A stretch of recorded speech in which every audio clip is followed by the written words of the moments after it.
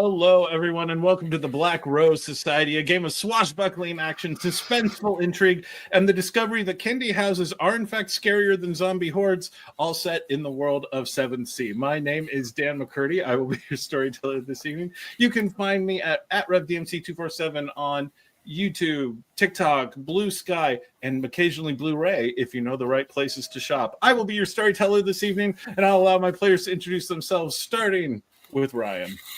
Hey everybody, I am Ryan. I go by Darth Caustic on all socials, including TikTok and Blue Sky. And I, in fact, do come with DLC, but it's just more bad jokes.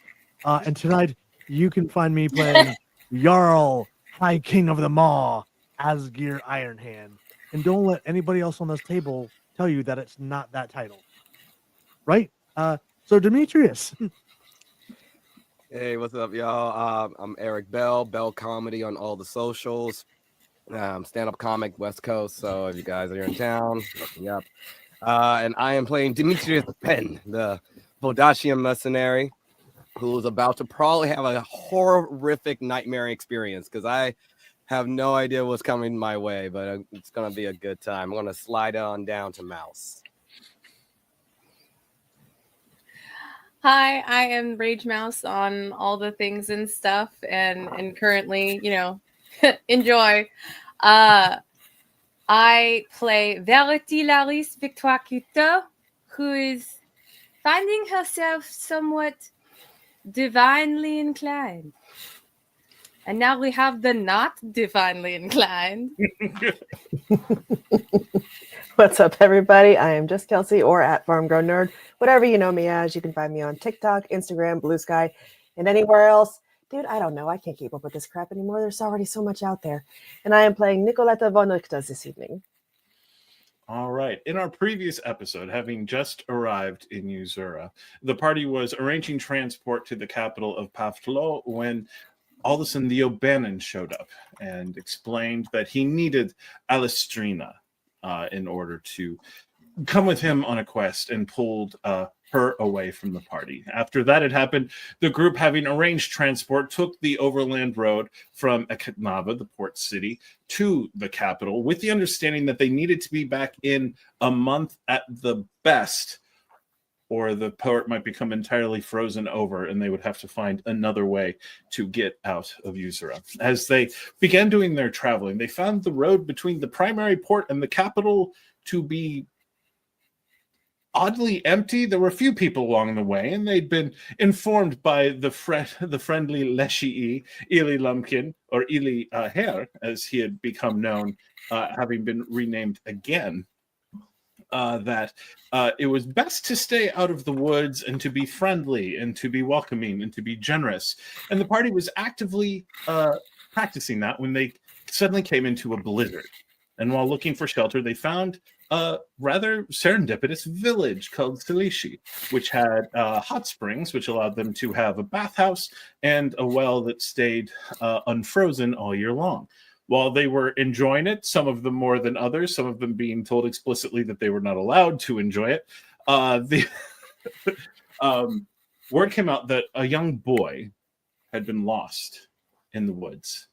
And the group went out in order to find this boy and see if they could track him down. As they went, each of them was visited in their own way by Matushka, the deity old woman of the woods, who was traveling around and meeting each of them, wanting to know what it was exactly that they were up to in the land. Some of them did some debate and dealings with her. Others had a much more hostile questioning, as Matushka particularly wanted to know what an Eisener Hexa was doing in her lands. But one by one, each of them was told that their business that they were doing here, that could be carried forward. Coming back, they discovered that the boy was asleep in the candy house that Matushka had brought them to. And when they returned, they found the town ruined, and discovered that the events that they had seen had actually happened about 30 years in the past, when the lone survivor of the town, who had once been the boy, had been lost and no one had gone to look for him. And so the town had been punished by the hot springs drying up.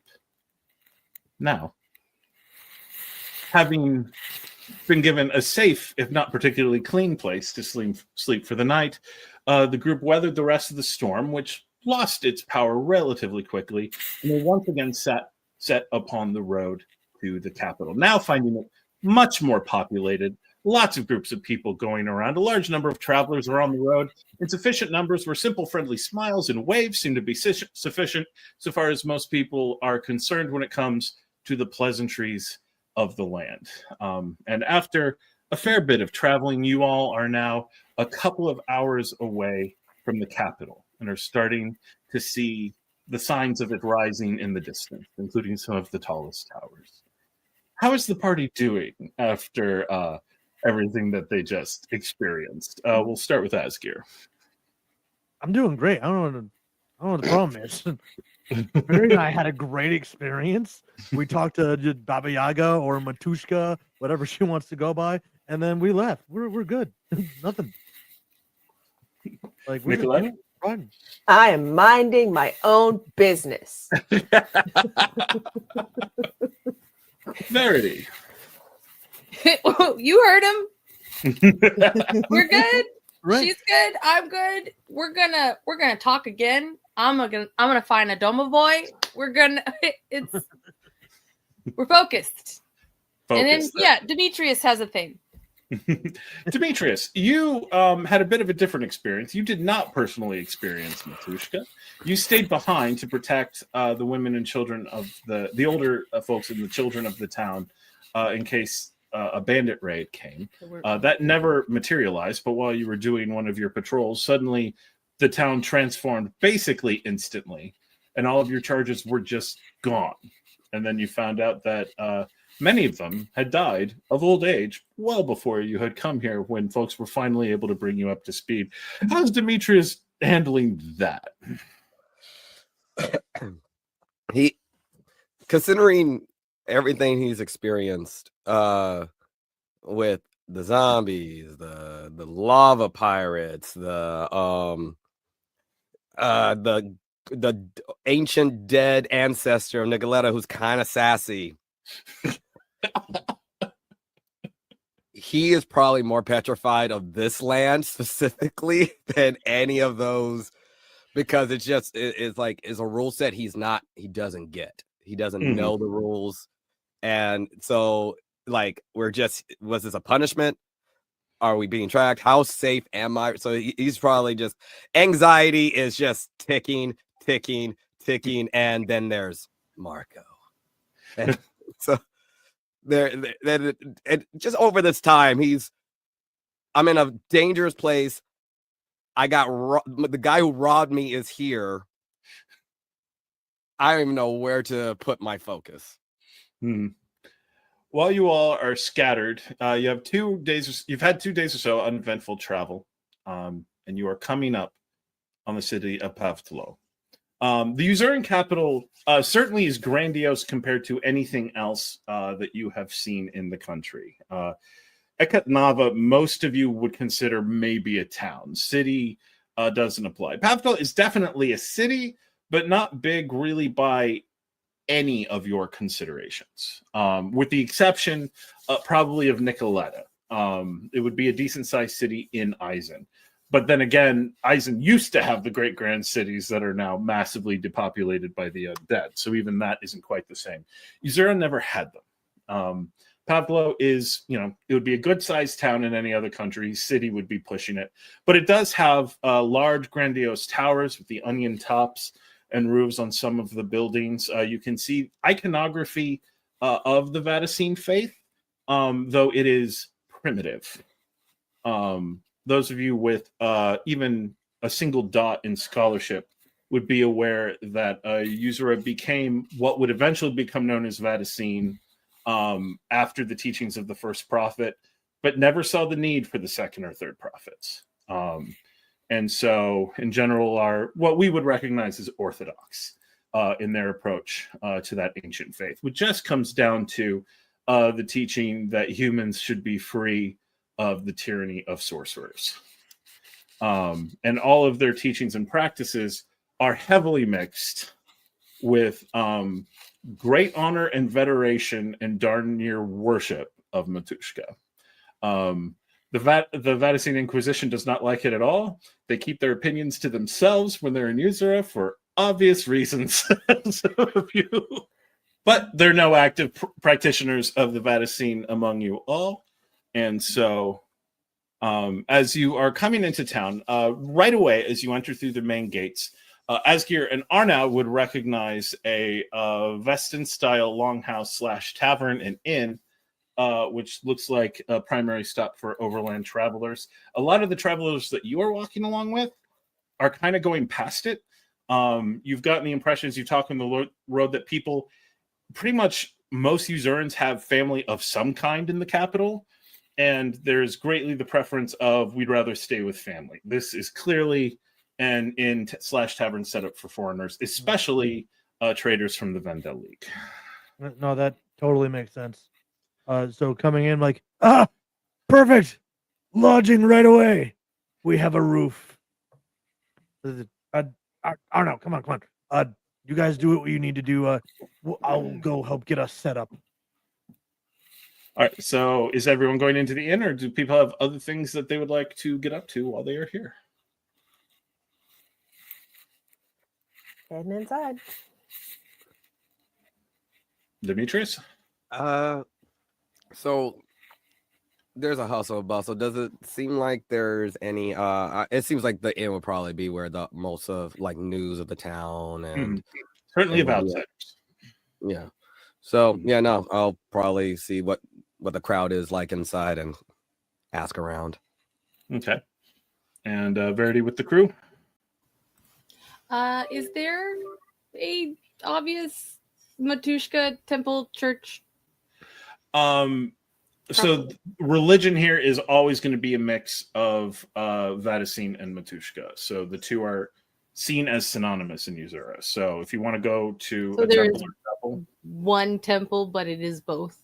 no, there are quite a few little chapels. It's a big town. People have different places they go, different followers, different shrines. That are Which set up. one seems to lean further towards Matushka? Go ahead and give me a wits and scholarship roll to kind of put that together. 3. 3. On 3 successes, it takes you a little bit of asking, but not a whole lot.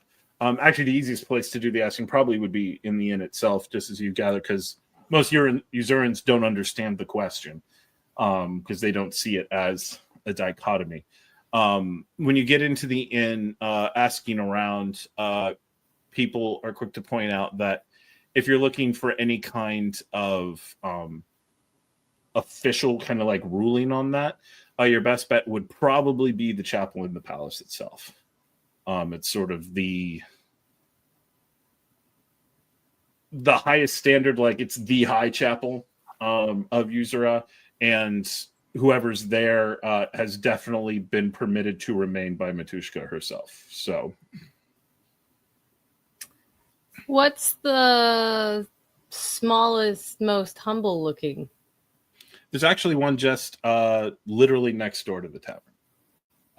A tiny little, almost more of a shrine that people can walk in and thank Matushka for safe travels.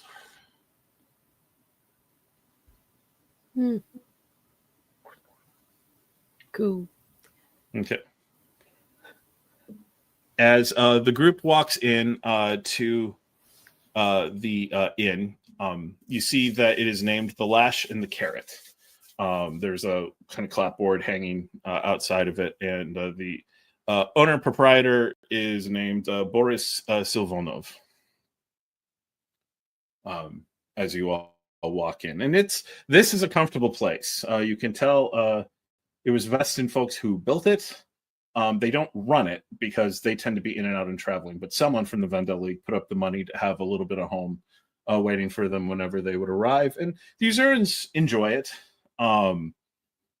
They also have stables out on the side and places for all the animals to be comfortably set up. Some people have some fairly, and you can see as you come in, there's some folks with some nice horses that are currently stabled in there. So as Asgeir goes about setting all that up, obviously the innkeeper, this huge man, Usurans are fairly stocky to begin with. He has gone well beyond that. This is a man who's always had access to the good food and has never been shy about enjoying it. And as you come in, he is like, we've got someone from Vestin Manavinyar coming in. Come on in, everyone. Take a seat. Welcome to the Lash and the Carrot. I am Boris, and this is my establishment. What are you all wanting today? Asgeir kind of turns like, see, this is how we welcome people properly.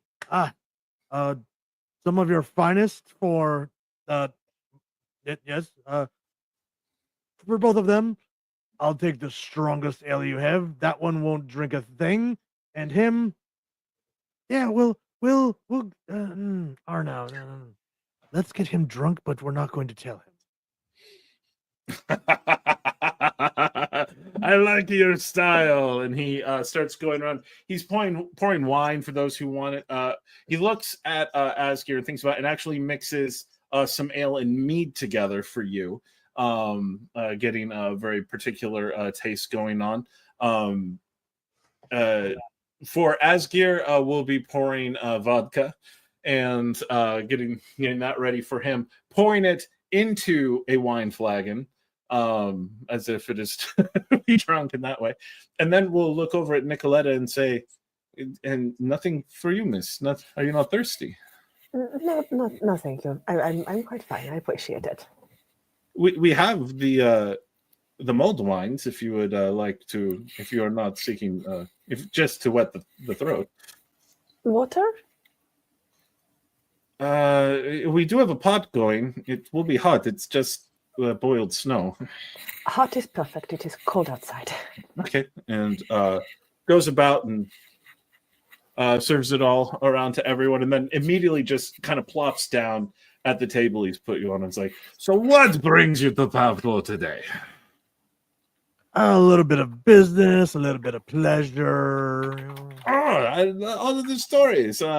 What are you looking for in the realms of pleasure? I don't suppose you all have been to a bathhouse lately. You've been on the road. Not a real one. Not yet. It's not wrong. Listen, it was too good to pass up. No, it's perfect.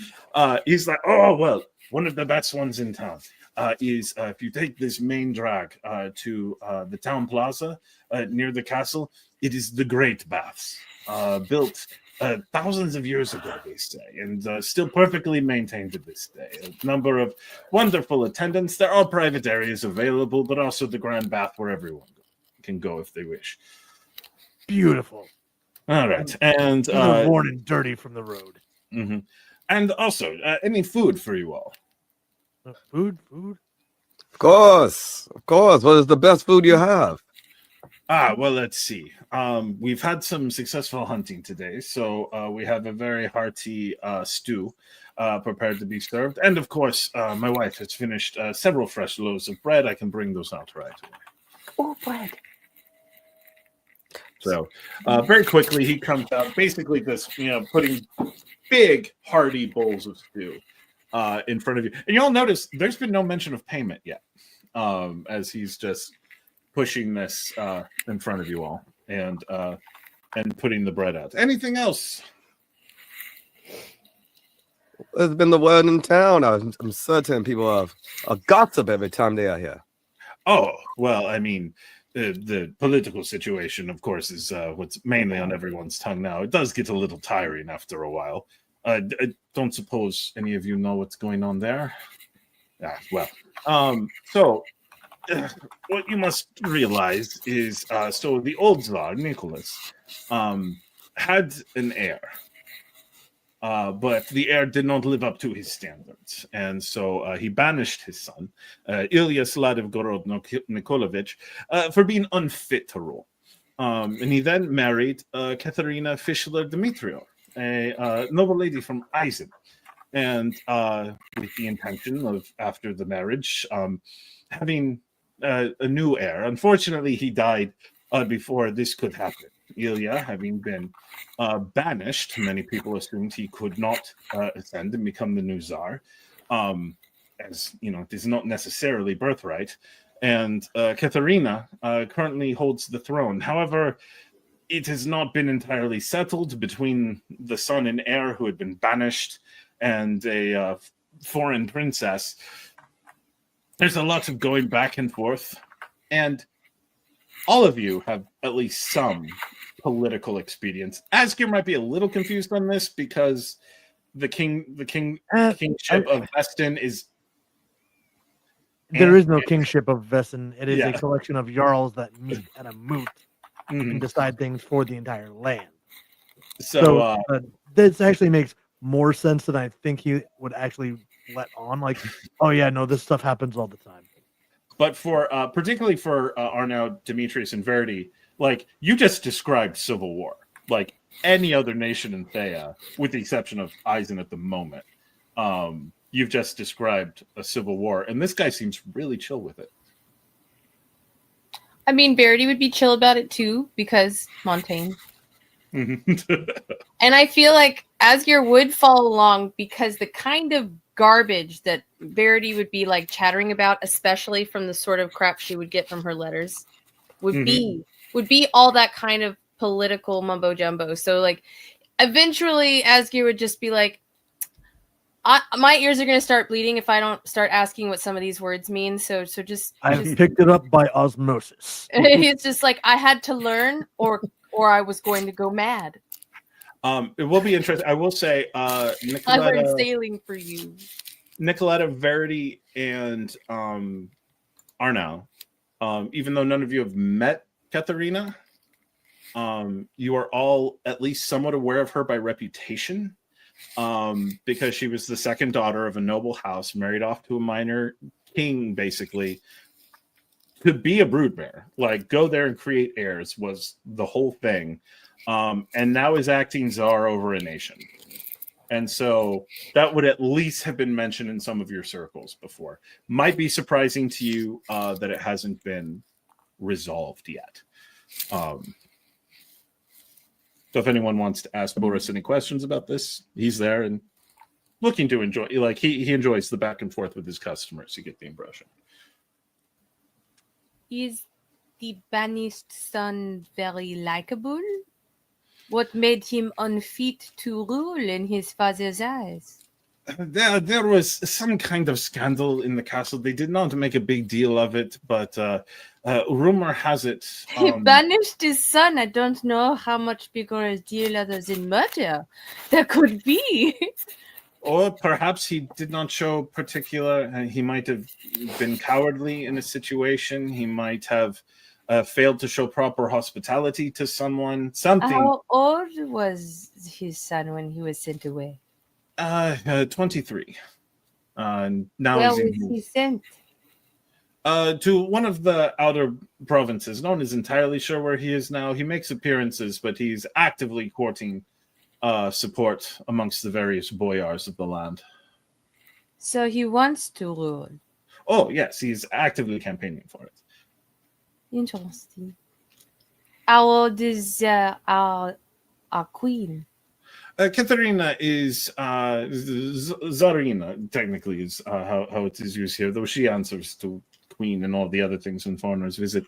In her younger 30s at this point, I believe. Was also in her 20s when the marriage happened. There had apparently been some discussion of someone younger, but old Tsar Nicholas said he didn't have the strength. So, and he's just kind of chill, and he's like, "It's the way we see it. Matushka is going to make her choice eventually, and when she does, there will really be no mistaking the situation. It's likely why there's no like active war or things like you might have in other nations. No one wants to be the one to piss her off. It is understandable. It does mean, though, there are not many of the major boyars in town at the moment. None of them want to be seen as taking sides, so they are staying mostly to their own holds. Who amongst them has the most sway in the matter? The most sway would probably be Old Man Androvich, who always did like Katharina, but was always almost an uncle to Ilyas, so... Yes, Have Katrina and Ilya ever been introduced? Have they crossed paths ever? I believe he was present at the marriage, though the wedding, though it was a bit of a contentious moment, as you might understand. She was literally there to produce his replacement, and that was before she became it herself. So at a distance. Indeed. Where would old man be?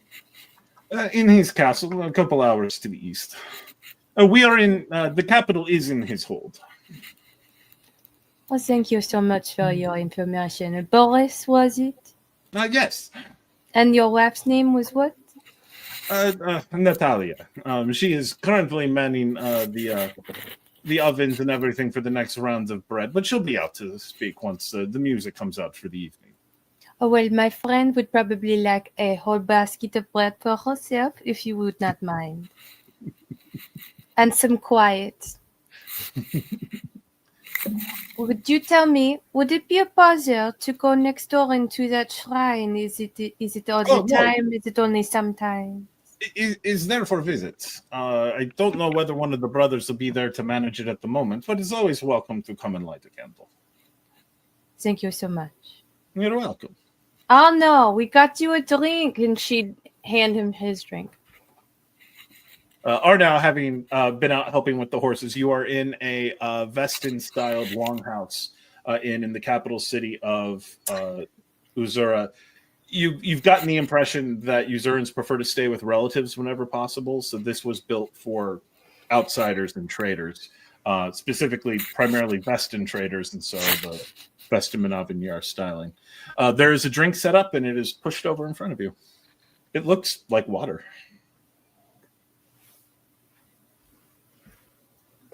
I ordered it now. It's fine.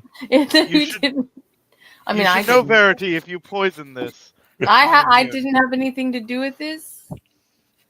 It is, in fact, vodka. As you throw it back, and for a second you're drinking, you're like, "Oh, vodka," and then you're like, "Oh, vodka."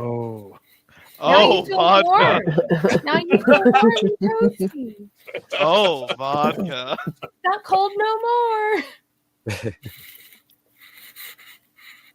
That'll be fine. As like Boris walks away, Asgeir does like, I didn't pay him for anything.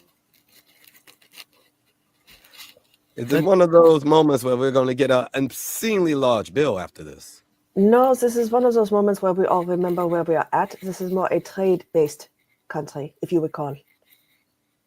I understand that village was not necessarily real, but I guarantee you that everything there was proper to custom. So the general idea. I'm sure we could walk off out there. Verity, where did she go? All right, Verity, you are creeping over to the chapel. Right when people are talking about the bill. That's right when people are talking about the bill. Oh wow. She's like, I always has money, but it's no good here, really, in Matushka land. You're definitely getting the impression that like here it is he has given you a gift of food and drink, and you all will repay him with a gift of money or something of similar value at that point. It's very informalized in order to preserve hospitality codes. So, Verity, you go over, and the chapel is well kept, small, but as soon as you're in, it's dry. And considering that the only heat sources that you can see are the many lit candles around the room, fairly warm, considering compared to what you've been in investing to this point. Not investing, Uzur. And there's no one around right now? Not that you can see at the moment.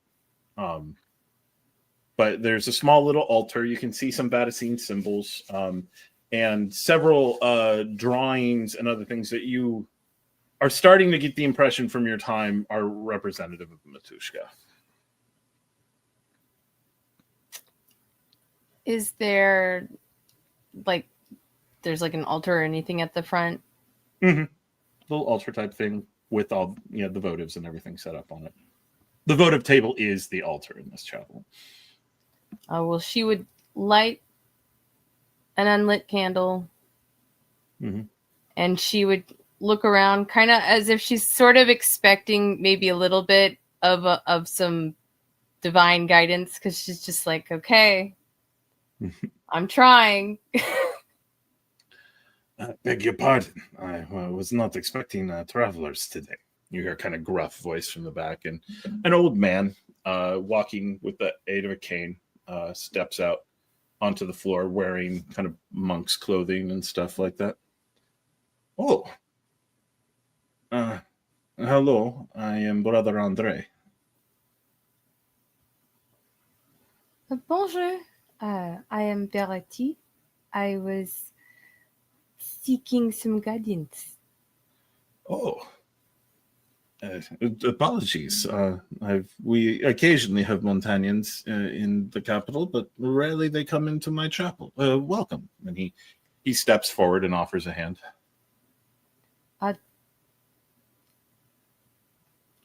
How clean does he appear?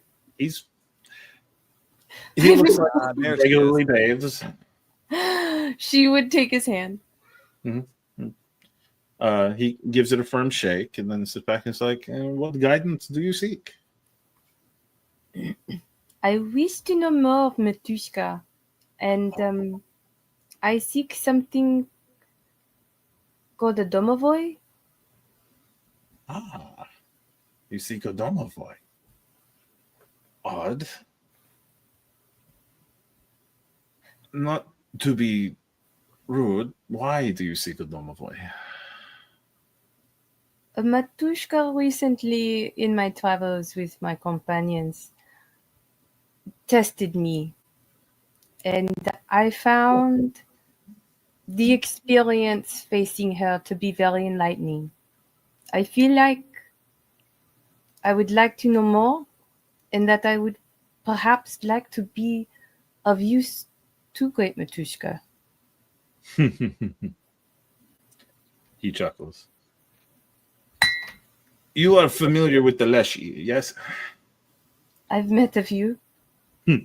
He pulls up a chair and sits down and gestures to a stool nearby for you to sit on. And he's like, there are many Leshy, and they take many forms. There are some who think that they are not even one species necessarily, but many of a grouping of spirits in Matushka's service. The domovoy are the house Leshy. They stay in homes, and they look to the welfare of the people in the homes, if the homes are loving. And if the homes are not loving, they are the reporters, the imps on the shelf that observe misbehaving children and report that misbehavior to Matushka. There are many domovoy, but most are invisible. It is rare that anyone besides children ever see them.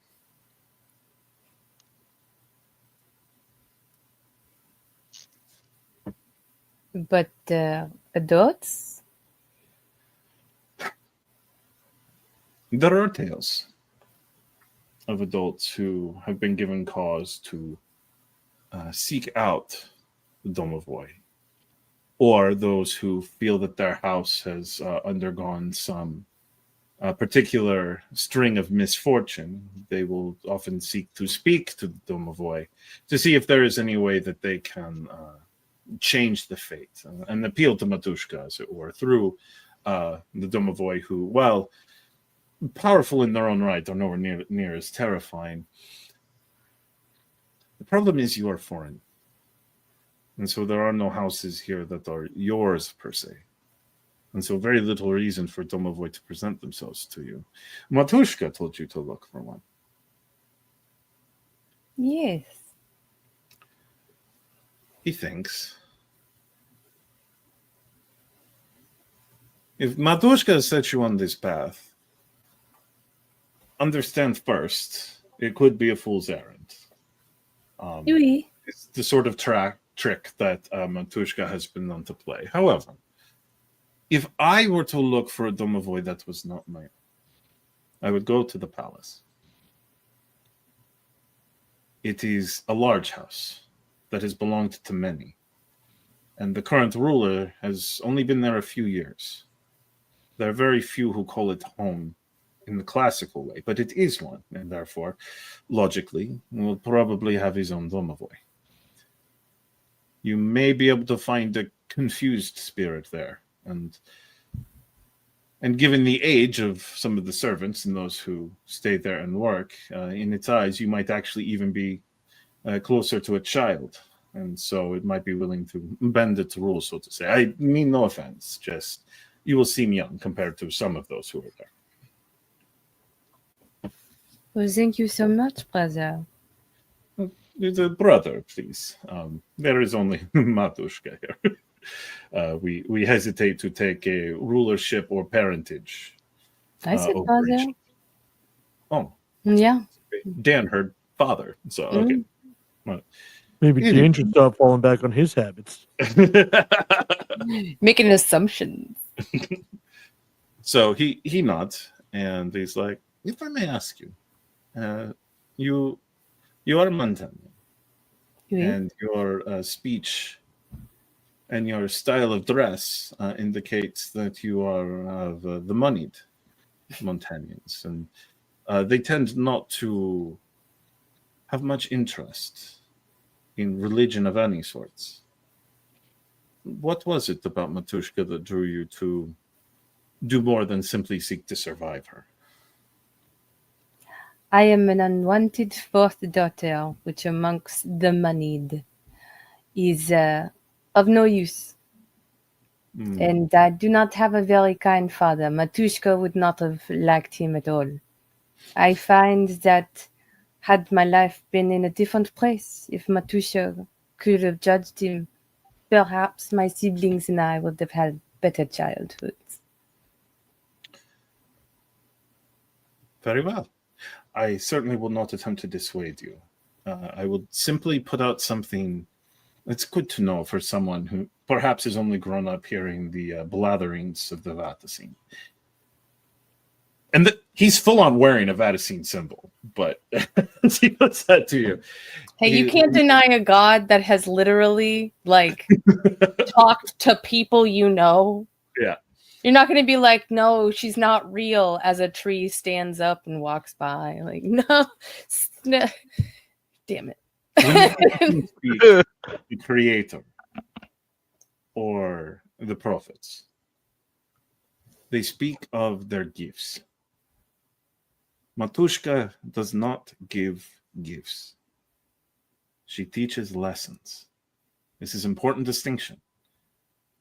If you wish to serve her, the way there, she will teach you a lesson. And I can promise it will not be one you enjoy. But if you're willing to weather it, and you come out the other side, you will have a powerful ally, so long as you remember the lesson she teaches you.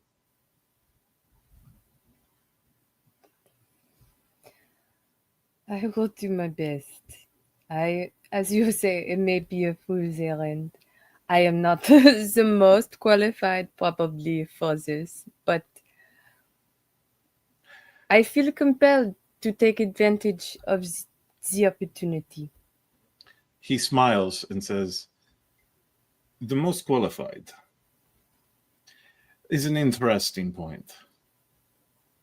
Because the ones who have no need of Matushka's lessons do not receive Matushka's powers. The ones who follow all of her commands, they simply live their lives peacefully. Someone who has the power, they are the ones who had to be taught. So the ones who are not prime candidates, as you say, are the ones most likely to receive the gifts. If you are, as you say, that gift may already be waiting for you. Or shall I say, of course, the lesson.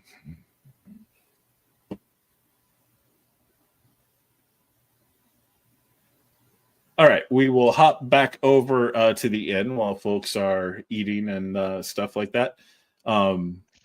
Any kind of dinner conversation as you all around the table? Here you are in the capital. Asgeir, I'm shocked. If I'm to be honest, we have been in your land, and you have not told every person that you are the Jarl of the Sirens. Clarification. This Yeah. is Uttara. This is not Vesson. When we get to my Vesson now, I shall remind them. However, my apologies, but still, aren't you now? Even in these lands, they would have to respect the Jarl of the Sirens. We should be telling everyone. More importantly, you didn't get to experience the bathhouse, even though fake it was. We should go. Considering how the last time there was a bathhouse proposed, I still feel a tug in that area. I not certain I can join you on that bathhouse. Yes. I understand. No, yes, you should both go bathe. All of you go bathe. You will need to be presentable soon enough. So go. You're at the temple. Yeah. You and your clipboard, keep it down. Whatever. I was like, Well, yeah, we'll have you coming back in a little bit here. So the inn is starting to pick up. There's people from several nations that you've seen coming in. A number of folks from Vestimanavinyar, a number of folks from the Samartian Commonwealth. There are a couple of Vidachans at a table over in the corner. So confirmation of this is a international crowd. Firstly, I do have a question. What are we calling ourselves? Now, I do, like, and he looks back to see if Verity has come back. Now, I want to pitch to you, Demetrius Penn and Company, but I understand that's a little much. It's a little much. Drink your water, Nikki. We are, for now, the crew of the Dawnlight Breeze. We are not putting you front facing and forward. Demetrius Penn, as forward as you may be. I feel. Why is there a need to name the group in the first place? I do not understand. It creates fear for our enemies and joy and hope for our allies. When everyone calls and they see Demetrius Penn has arrived, people generally enjoy themselves more. And for the record, it is not without precedent. Like mercenary bands and stuff like that often tend to have names just so they can be easily identified and their deeds can be consistently attributed to them. Kelsey understands this concept, but Nikoletta, a noble born, is like, but why? Like the hero groups in all those books you read. What books do you think I read? I don't know. I don't ask questions. Many women I've read very interesting books, get very blush. I tend not to ask questions. We can say around now Verity comes in. Oh. Because of the devil. I was here the whole time. If I may propose, we have recently begun hunting a group that we have named the Black Rose Society as a name that we can call them for the Vampire Queen's brood. I don't know what you call a group of vampires. A group of undead monsters. That sounds worse considering we just came from Eisen. But we're chasing the Black Rose Society. So perhaps we should name ourselves something like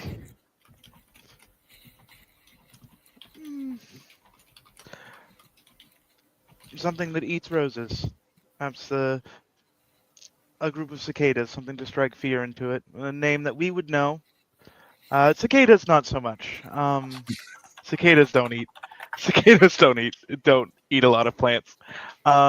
The black rose spiders. No. Something of the like. What's the matter, Verity? Afraid of a little eight-legged friend? Literally, yes. Actually, good job on that. So smart. Doing that in a book. Yeah. For the sake of some of our, there are some people with a phobia involved with the things. Maybe not with the eight-legged friends. So then we're six-legged friends, or many-legged friends, caterpillars. Cricket chirp. Cricket No, chirp. you should drink the rest. Just here. What would you prefer, vet? Why are we bugs? Things that eat Merely- roses. Or be something. Maybe we shouldn't be eating these particular roses at all, Nikoletta. Have we tried brewing it into tea? I don't know if it's been tried. Nikoletta just kind of side-eyes him for a brief minute and doesn't answer. Yes. So around this point, the liveliness in the inn, like I said, is starting to pick up. There's music being played. A few people have lutes and the like going, and there is some celebration going around. It's hard to tell what precisely is being celebrated, but people are being celebratory. Drinks are being drunk. Some dances are being picked up. Anyone acting on this, or does anyone have anything they want the group to be doing at this point? What time is it? We're going to go ahead and say it's probably getting into late afternoon. Like 4? Like 4:30. It's starting to get dark outside. Okay. She would get, you know what, she would straight up, she would be like, Nicoletta, can I have some parchment and a quill, please? Certainly. And she'll hand you several pieces of parchment and a quill. And she would Over, you say. she would write out a missive to be taken to the palace. Mm-hmm. And it would say something along the lines of heiress to the Barony von Richter and company are present and would love an audience. Okay. Since she said she's the Eisner, yes, a second daughter of a good house. Mm-hmm. Oh, and Nicoletta, you'd be aware. Hang on, name is escaping me for a moment.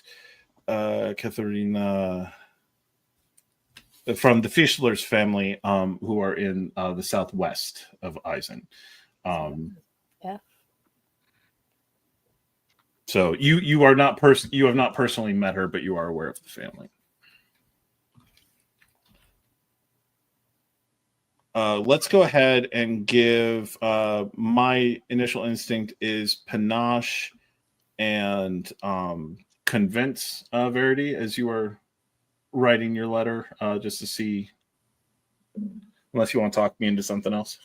I don't know. I think finesse would just mean that she writes it pretty, so I don't know if that would happen. Yeah. It was a very well written, convincing letter.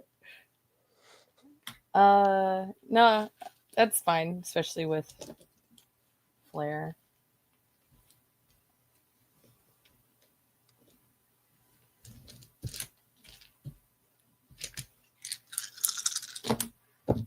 Nice. 1, 2, 3. Okay. With 3, yeah, it's a pretty well put together letter. As you're writing it, Boris comes forward and is like, I see you are lettered. Well, who is the message for? My companion is of Eisen, and hearing that another is currently seated in the palace, I thought we might ask for an audience. Oh, A message for the palace. Certainly. Dimitri. And young boy, probably about 12, kind of scampers out from the kitchen. He's like, here, take this and deliver to the palace immediately. Is a message for Zarina. And the boy goes, oh, okay. And turns around, looks at all of you, gives you a little wave, and then dashes out the door. He should be back with a response fairly quickly. Things are somewhat quiet over there these days.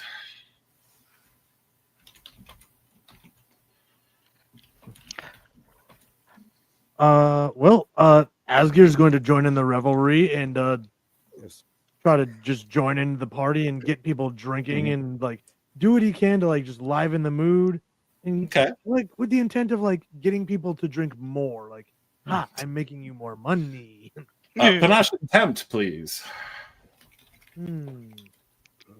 Okay, so how about perform if he's like playing music and whatnot? Okay, what is he playing? He will just grab a lyre and just start playing a Vesson drinking song. All right, excellent. And that's how you get 2 more dice to that roll.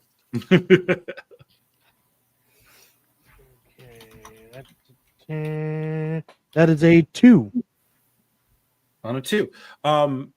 Folks hear it and they're starting to get into it. Folks are tapping and things are moving. There were other musicians playing as well, but as you play an old Veston tune, kind of gets them going on, they immediately pick it up. It fits the theme. You all know what it's like when a bar has a theme, and so they get into it, and folks are dancing and celebrating, have a good time. It's keeping Boris pretty busy, and in fact, at some point, his wife comes out and sort of joins in the making sure everyone has the drinks and everything that they need, but they're doing well, and you can see it's almost like no one is actually paying for anything. It's just everything is tips, but the tips seem to be doing pretty well. So, and it's money being put on the table. Yes, Arnau. If people are drinking and getting drunk, that means one thing, and that's gambling. So there is in fact gambling nothing with going on. Matushka. The primary game at this particular place seems to be bones or dice. See, at the exact moment he had that revelation, I had like the exact opposite of like, ooh, Verity's gonna actually give all the supplies that they've had traded back and forth on their way here to the inn. Which means Arnau has less things to gamble with. So for the record, money is not worthless here in the capital. But yes, there are like little knickknacks and stuff you've been given that if you want to be handing them out as presents. Well, any like food or like good textiles, she's just like, no, it's theirs now. We're not being charged to stay here. Verity's just gonna be like, we're all living by Matushka's rules now. just hiding my gold, hiding my gold. All right. So for the gambling, Arnau, how does Arnau go about gambling? Is he just, let's see if we get lucky? Is it It's calculated. He looks for people. This sounds awful. This sounds really bad. This sounds like I might take a corruption point. he looks for people who he thinks look pretty stupid, lures them into gambling, and then takes them for all they're worth. Okay. So you are hustling. He's hustling. Okay. You get this going, and go ahead and give me your panache attempt as you were trying to pull these people to the table. I'm really good at this. This is a good pull for Elmo, and that's a bad thing for me. I'm still in Matushka's land. I'm gonna be in so much trouble, but I'm gonna do this anyway.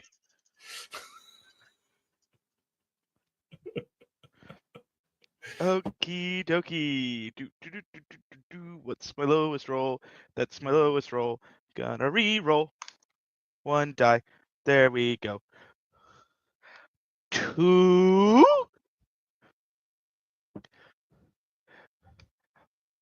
4. 5.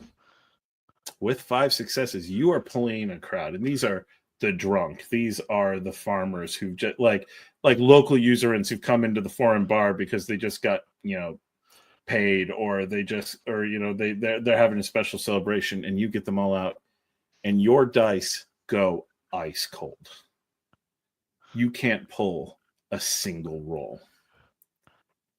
Your wealth is down to 0 as you lose almost all but your shirt as the night. And every time you think you've got it, like you get the perfect roll, and so you push your money forward, someone else will roll like the impossible, and you're just watching as you are just hemorrhaging money. And because you've pulled so many to the table, you're in a point where you can't easily get out Until I'm out of money. Yeah.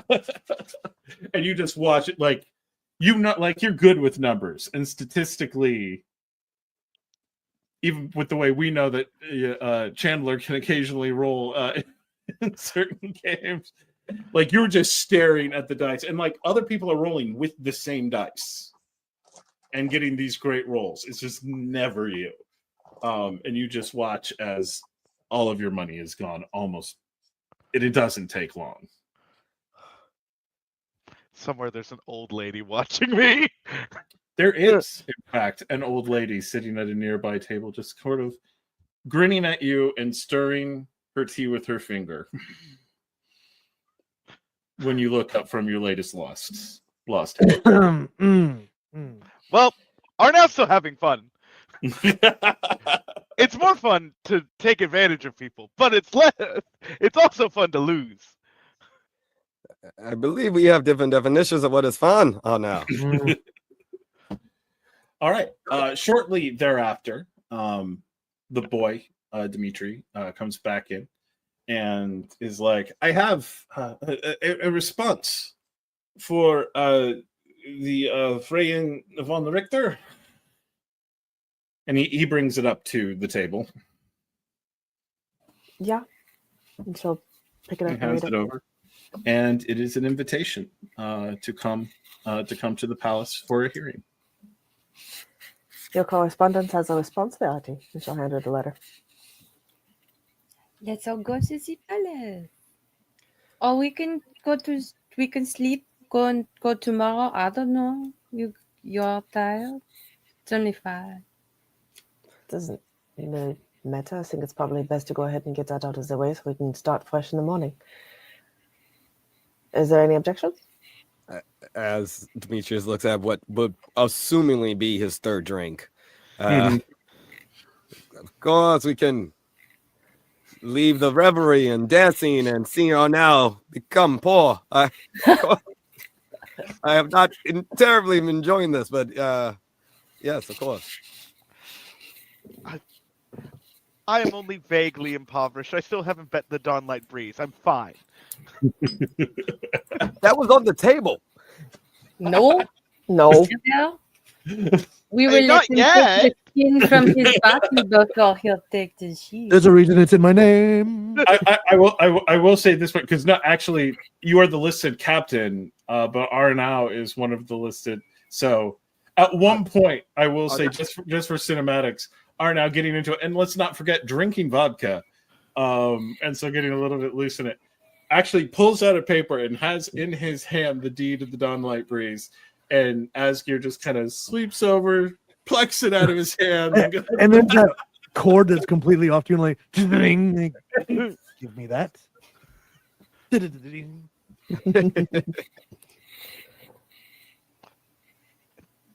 All right. Only because of Asgeir have I not bet the Dawnlight Breeze yet. So we still have a ship.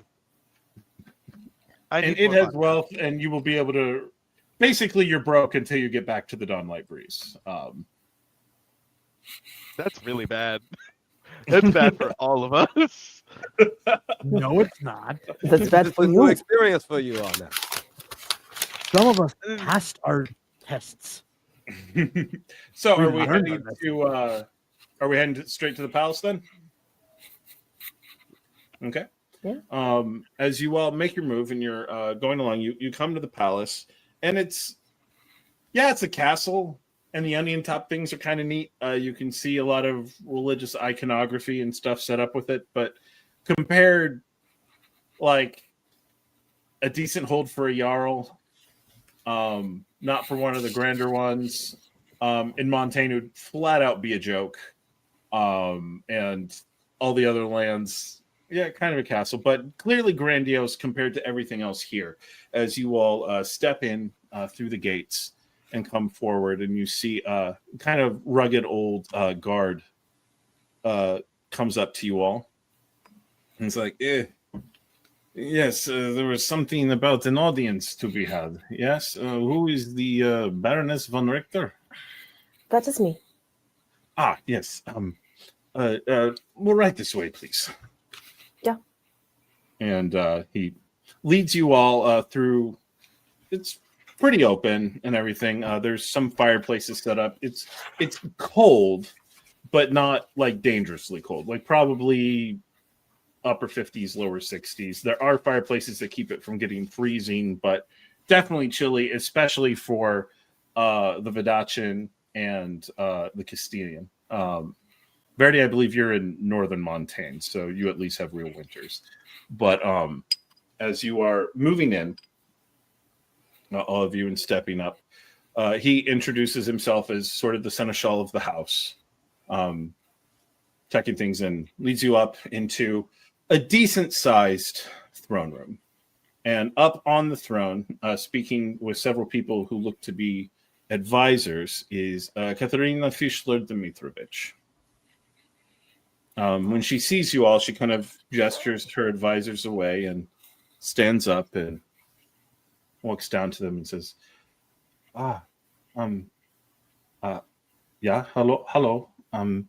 I am Tsarina Katerina Fischler-Dmitrovich, and she immediately, her eyes fall on Nikoletta, and she is tall for the land.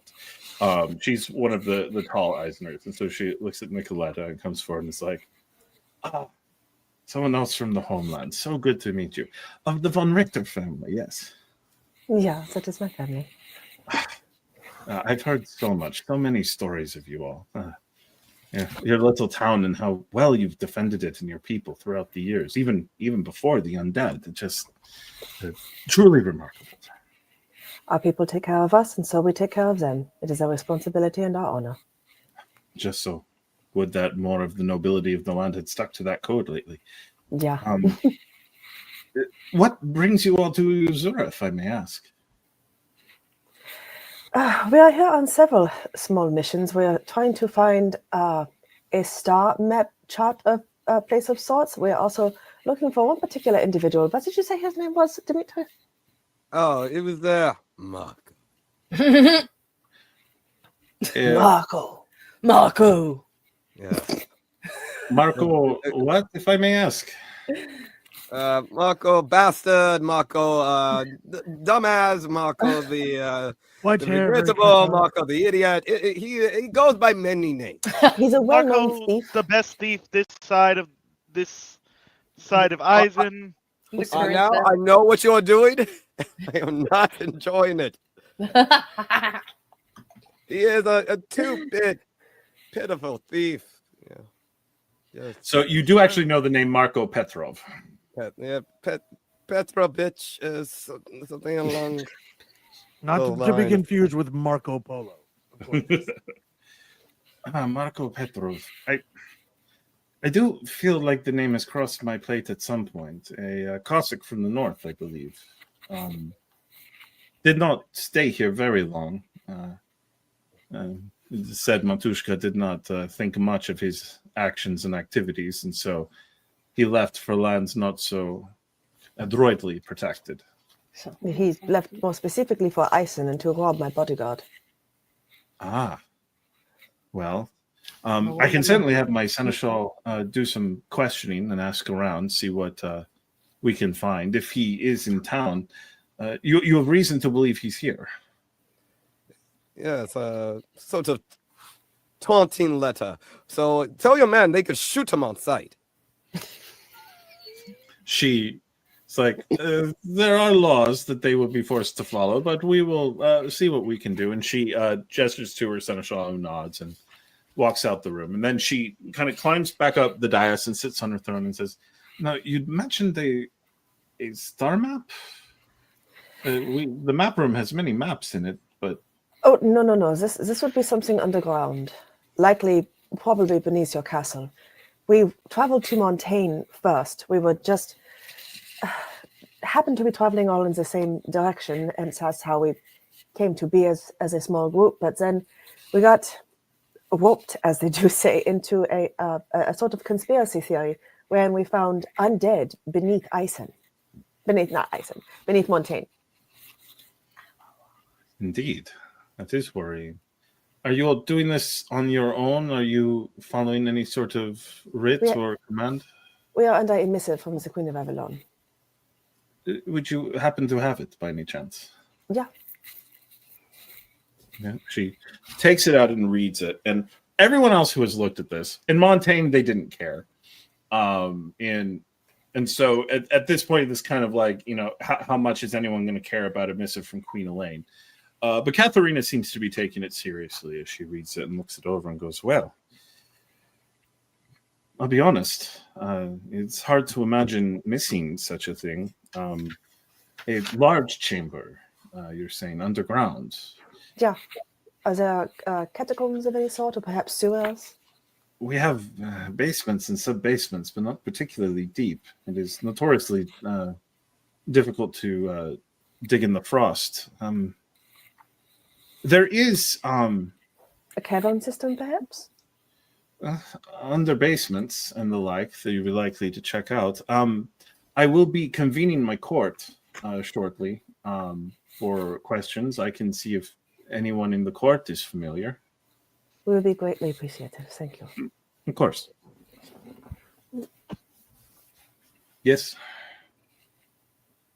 Is there an area here that is a chapel or temple, shrine of sorts? Oh, absolutely. If you go down this main hallway there and to the right, one of the largest chapels in all of User.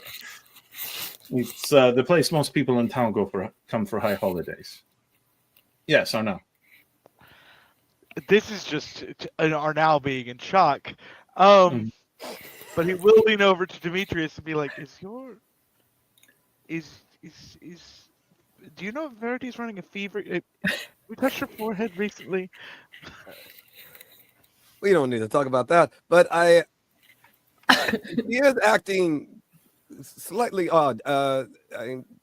We haven't talked though, but no, I imagine maybe she has found religion. Nah. No. Come on. No, it couldn't be. Couldn't be. Thank you so much, Zarina. Will you excuse us? And she'll grab Nikoletta and take her with her. One moment. You of course are looking for this thing, and if she hands back Elaine's writ, I will offer whatever help I can while you're here, but I admit I'm too new to the palace to understand its ways quite so well as some of the others. But I will ask among some of the older hands and help and see if there's anything we can do to be of aid of you. If they were brazen enough to bring undead to Montaigne, we certainly wish to help you stay a step ahead of them before they can cause any trouble here. I don't suppose by any chance you would have heard any sort of musings about something called a Black Rose Society? She sits back and thinks. Not here in Uzura, no. But good. I do remember some mention in Eisen. Yeah, I have no doubt of that. I'm just glad to hear that it is not that has not reached the city. Count yourself very lucky. Well, I certainly will. Thank you. And keep an ear to the ground for it. It's a rather large bit of brewing trouble. She chuckles at that as one of the tallest people in the room and other userants think you just made a really great joke keeping you close to around with userants tend to be shorter. They might have taken offense, except you are roughly user in height. So I'm smart. So as they're all chuckling, she's like, I will convene, the court will convene in about an hour, and I will see if anyone has an answer for you. Thank you very much. Mm-hmm. And Verity is able to kind of pull you all out, I presume, towards the chapel. All? No, they don't all have to come. But she's trying to make Nikoletta go with her. Like arm loop. Let's go. I mean, she doesn't fight you. She's just extremely stiff and kind of holding slightly away, like, what the fuck is going on? Why are we going to church? I don't know.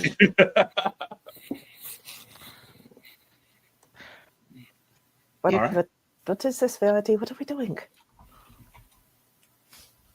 We are going into the shrine. Why? I want to look for something. You're full of shit. No, I really want to look for something. Okay. You walk into what they've called a chapel. That is the wrong word for it. This has all of the pieces of, if you've ever seen an Orthodox style cathedral type feel, that's what you were looking at here. And you realize this specific room probably takes up maybe as much as 50% of the total space of the palace itself. Clearly, this is, they fit a lot of the city here when everyone gets brought in, and Chad is being feral at the moment, for always.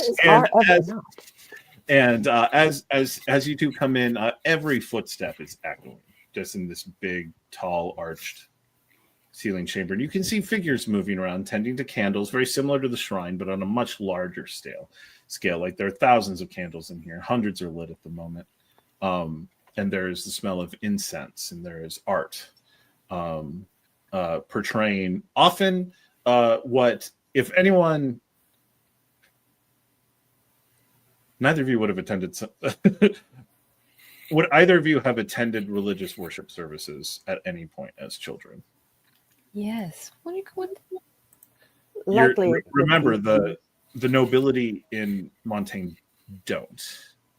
Oh, so, true. Well, so down to your well, her mother's side okay of her family are progressively more religious as the generations go up, since it turns into Vadachi. Gotcha. All right, so you had something, you recognize some iconography. It's all First Prophet. The second and third might as well not exist as far as this room is concerned. So it looked familiar but kind of off to her. Yeah, because it's only okay. Mm-hmm. And also, frequently in the images of the prophets doing their thing, well, the prophet doing his thing, there's usually a picture of an old woman watching. Worked into the icon. Never blatant, never in your face. She's never the subject of the painting, but she's always there. And as you step forward, another figure kind of steps out. This one taller than the one you saw, looking decently built, but wearing sort of friars, monks robes, steps out. And what brings two such lovely women into the chapel today? I wish to speak of a domovoy. The hood goes back, and you see a fairly handsome userin, but tall for the nation, stepping up. I will say, it's rather odd for Montaigne, by your tongue, to even know of the existence of domovoy. Curious. I recently, in my travels to Usera, found myself tested by Matushka, and so I am now on a bit of perhaps a fool's errand, but I cannot help my curiosity and want to try and perhaps learn a lesson. He gives a laugh, and it is a booming laugh, like a big chested laugh, and it just fills the entire space. And he nods and looks around and is like, well. And he gives a very similar explanation of the domovoi to what you've heard. And he's like, but you're not just looking for any domovoi. You're looking for the palace domovoi. And that is an interesting quest. It is a home. By rights, one should be here. I have not ever seen it or known it, but curious. Is there anything else you are looking for here? Is this among the oldest structures in the city? No. This palace, old, quite. The old chapel near the gate, probably the oldest, but this one close behind it. And The chapel near the foreigners inn? and just so, near the entrance to town. Obviously, long predating that establishment. But beyond that, old tidbit, some 400 or 500 years ago, this entire structure burned down when one czar was unwise in assuming his power and did not seek Matushka's guidance. But it was rebuilt, grander than ever, and the old foundation remains from the old. So in some ways, yes, in others, no. He steps forward, but I apologize, I'm being rude. I am Mikhail Razilov. I am the elder brother in this particular. Nikoletta von Richter. Pleased to meet you. Ah, von Richter. I'm familiar with your family. They carry much honor with them. We try. There is a tale of some 2 generations ago. Von Richter came here briefly. It was quite a time of turmoil and upheaval. Came here. Do you know? Where did the tale say they stopped? In the palace, wishing to speak to the Tsar, to speak to him of honor and commitment. This was the old Tsar, Tsar Nikolai, his father. From The man sound of did not it, listen. The man did not listen to reason, and only the commands of hospitality kept him from attempting to imprison your ancestor.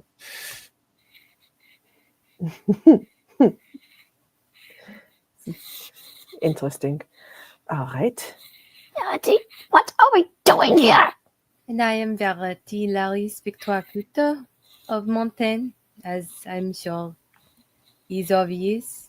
As a sentence. So what brings you all to Uzera? Certainly not just to look at this chapel. But no, we are also seeking history. That is why I asked about the oldest structures. We are hoping to find perhaps unknown ruins beneath the city or within caves, catacombs.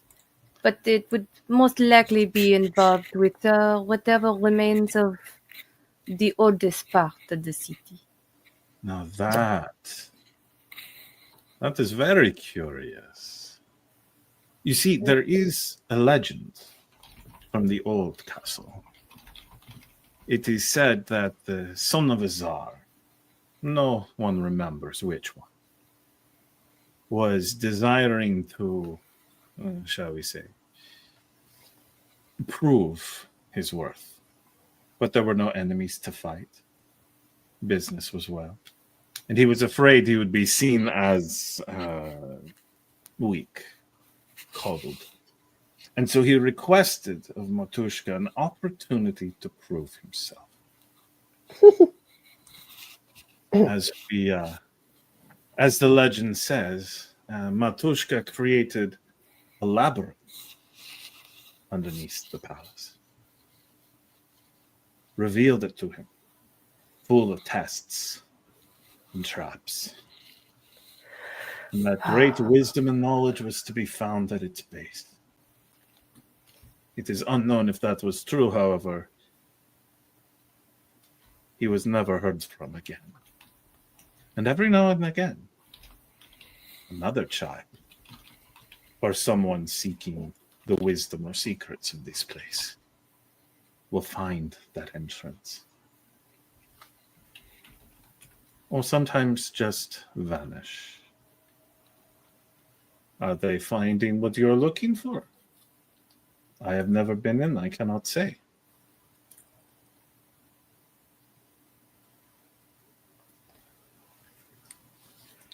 Do you all wish to see this labyrinth? If it is possible to reach it, we are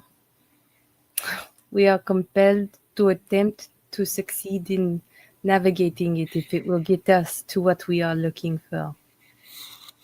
He smiles. It is not my house to give permission for you to travel willy-nilly. However, I will speak to the Tsarina.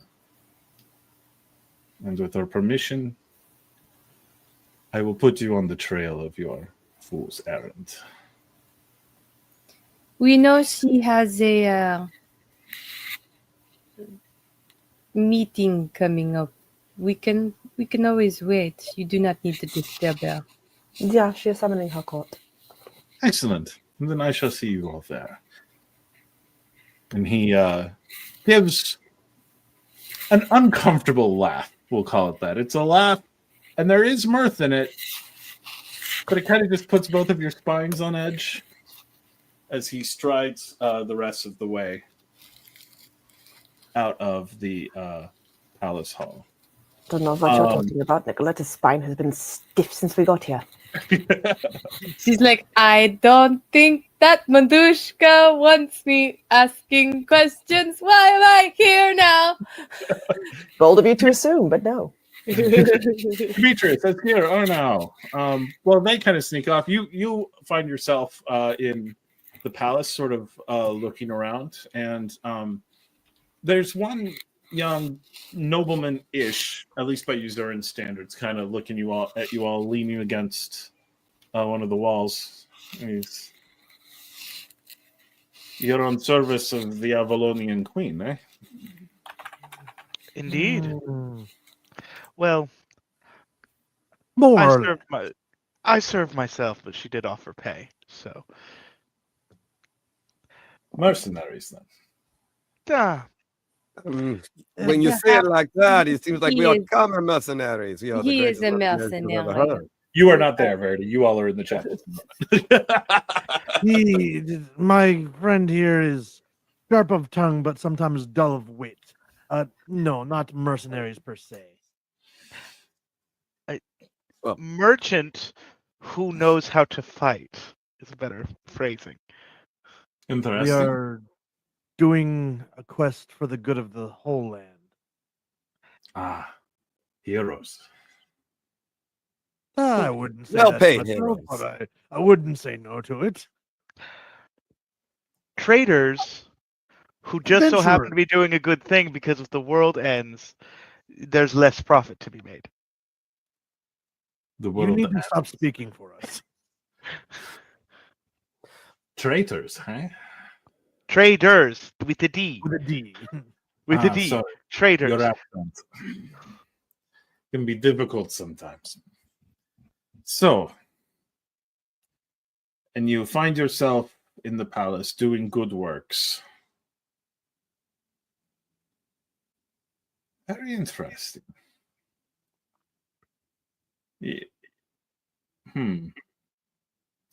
If I do not miss my guess, you are a Castilian. You, of course, are a Vestaman Avignard. And I am unable to choose you. Vodachi or Montaigne? Sir, you have not heard of the great Demetrius Penn from Vodachi. I have heard of Of course Demetrius you have Penn heard. of Vodachi. Of course. Heard of another name as well.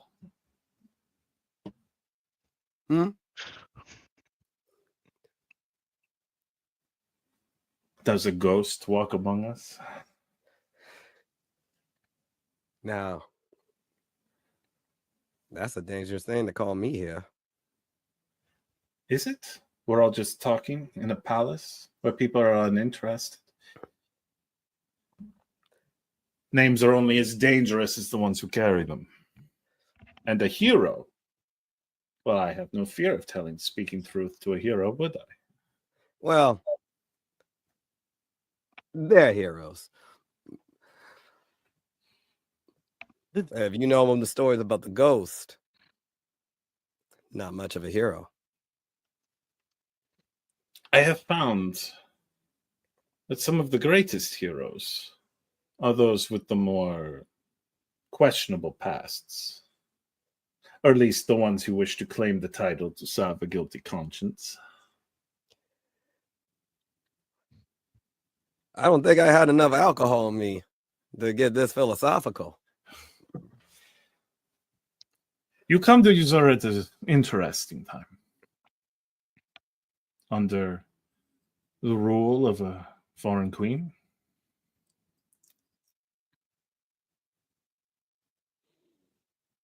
And with a pretender out in the wilds. But the pretender, the blood of the previous czar. For a Vestan trader and a Vodachian ghost. It is a time of opportunity.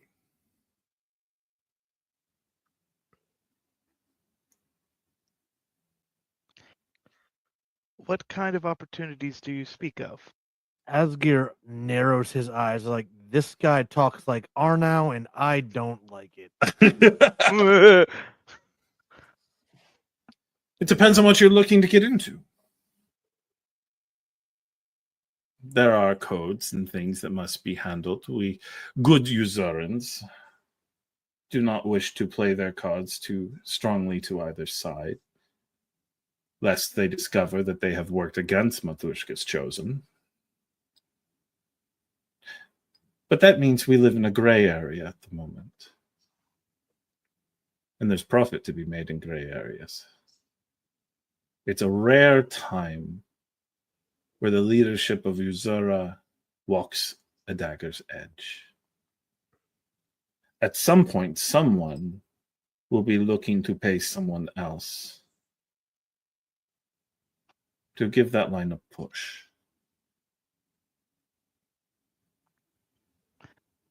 All I'm saying is if people are paying money for that to happen, would you all want to be the ones who are being paid? I suppose the question lies, are those that are paying going to do what's best for Usura, or simply what's best for us? It would be the height of arrogance to assume that we know what is best for Uzura when Matushka herself has not made such a choice. We simply do business. Perhaps she has. Maybe she's testing you to wait for you to make the right one. I have not yet been approached to play the role of kingmaker. But a foreigner, someone who does not follow Matushka, they might have more leeway, or at least the ability to leave the land once all is said and done. For someone not being approached to be kingmaker, you certainly sound like you want to make a king. It would be better if there was a king, yes. But in the meantime, the Duma, those old men who are supposed to advise the Tsar, they stay away. And so neither Katerina nor Ilya have the wisest minds at their aid. We have frozen before winter even falls. Sometimes someone must make difficult decisions. And it could be that if a certain ghost was willing to put his talents on the line, perhaps he might find that someone knows another ghost that he would very much like to meet. And with that, we are going to go into a quick break. We're going to show you some stuff, other things we have on the channel, and we will return in a few minutes. See you then. And welcome back. So, right before Demetrius can really speak to this guy who's been talking to him and the others, suddenly some massive doors in the throne room open up. And you can see people coming from basically every direction, filing in not a huge group, but certainly a group of nobles and other types, the well-to-do of the city, coming together as summoned by the Tsarina in order to discuss issues that have been put to them. And as one particular crowd goes by, Demetrius, as you're sort of clocking everyone, you look back and he's not there anymore.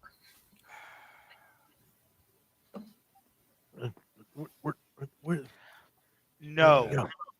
Demetrius? No. I'm just going to see if I come across him. He seemed like on the level. Demetrius? Demetrius? No. Demetrius, do you remember when Nikki ran away and you came back at me very, very angry? That seems like a different circumstance. No. Just yes or no. I may have been. It Okay. was so long ago. I may have been Verity mildly comes upset. back and you're gone, I'm much more scared of her. That is true. She is quite terrifying. Yeah, you should wait. If I were not so injured, I would have been willing to duel for Nikki. I would not be willing to duel for you. So that is fair. I All right. So around this time, Verity and Nikoletta also are coming back in. Nikoletta looking confused, I think it's fair to say. And Verity, and how does Verity look coming back from that particular conversation? I'd say overall, currently, she's very optimistic. Like the cat that caught the canary. Honestly, I bet the weirdest thing about all this is just like, Verity got some information. She wrote a letter. Verity got some information. Now we know where to look for a way into a maze catacomb. Verity's just like, la la la, Matushka is the way. It's working out really well for her currently, so it's very much so getting worse. Skull. All right. So as the group kind of comes together, the court gathers. You see most everyone seems as curious as anything about why they are there. There are 5 lesser thrones arranged before the dais where Katharina sits that do not have anyone sitting in them. And those who have, I'd say, 2 dots in scholarship would know that that is where the Duma would sit, the 5 primary boyars that serve as the advisors to the Tsar. And you've been told none of them are in town. So none of them are there to take their advisory roles. But Katharina assembles the various nobles and looking around to everyone, goes kind of explains what you all are looking for and asks if anyone has any knowledge of such a thing. Most of the nobility say no, and just kind of going around. There are a few tales of legends and stuff, like the palace is ancient, and not this variation of it, as the ladies learned, but it has been here for quite some time, and particularly the foundation. So there's always rumors of secret passages, entire secret wings of the palace, but most nobles don't give it any credence. It's the sort of tale that, like, the Tsar's children will often tell as they go around looking for things and poking in corners and stuff like that. But it is when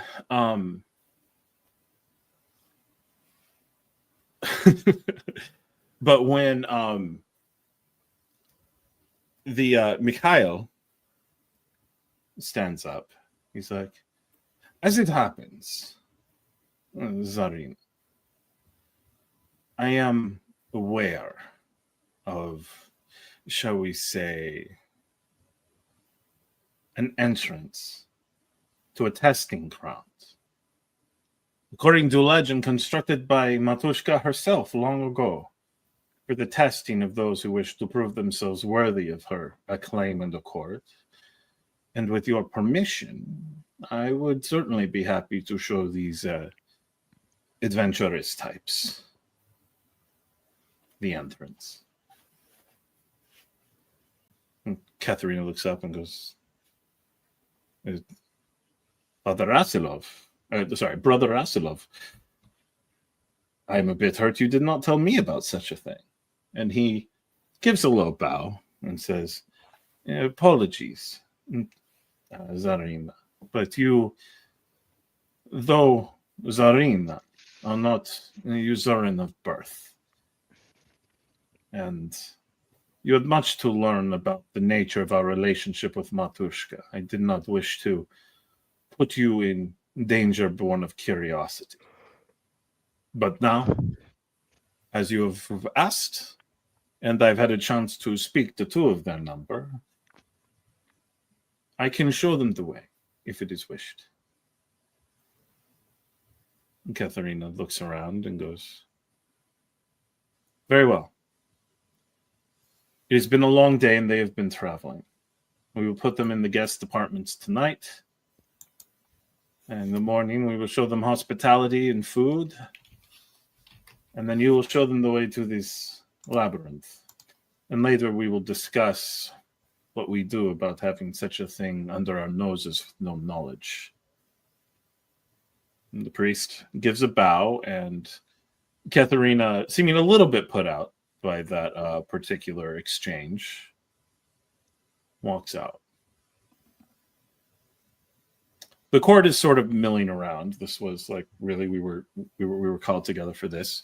If anyone wants to get up to anything, start looking for folks or talking or interacting with the nobles before going to bed, now is the time. So this is the local court? Yeah, this is, again, some significant nobles are missing, like the 5 most powerful besides the Tsar, but there are a number of boyars in the room. And how big the court? Like, how many people in the room total, ballpark? Probably 60, representing maybe 8. 60. 8 to 10 noble families. Is Uncle something or other present? The local castle guy? Who is like an uncle to the banished one? Oh, no. He's one of the main boyars. He is not present. So he is not here. Okay. He is at his personal keep, which is a couple of hours away. Do I know anybody here? You do if you spend a hero point.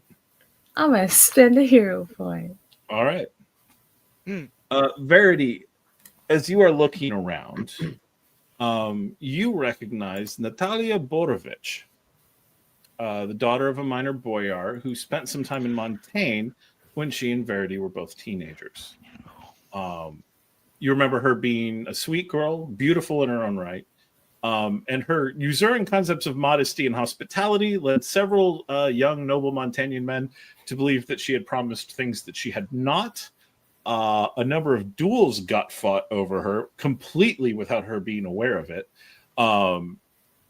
And she finally returned home seemingly oblivious to all of it. So just sort of this sweet, not dumb, but just unobservant, like didn't realize, like a usurer would like go to look for the bathhouse, and so it's just walking around with no clothes and doesn't get why everyone's making a big deal out of it, that sort of thing. Catching the attention of some hot-headed young Montanian men. And so but she currently seems to be one of her name is Natalia Borovich, and she seems to be currently serving as one of Katharina's ladies in waiting.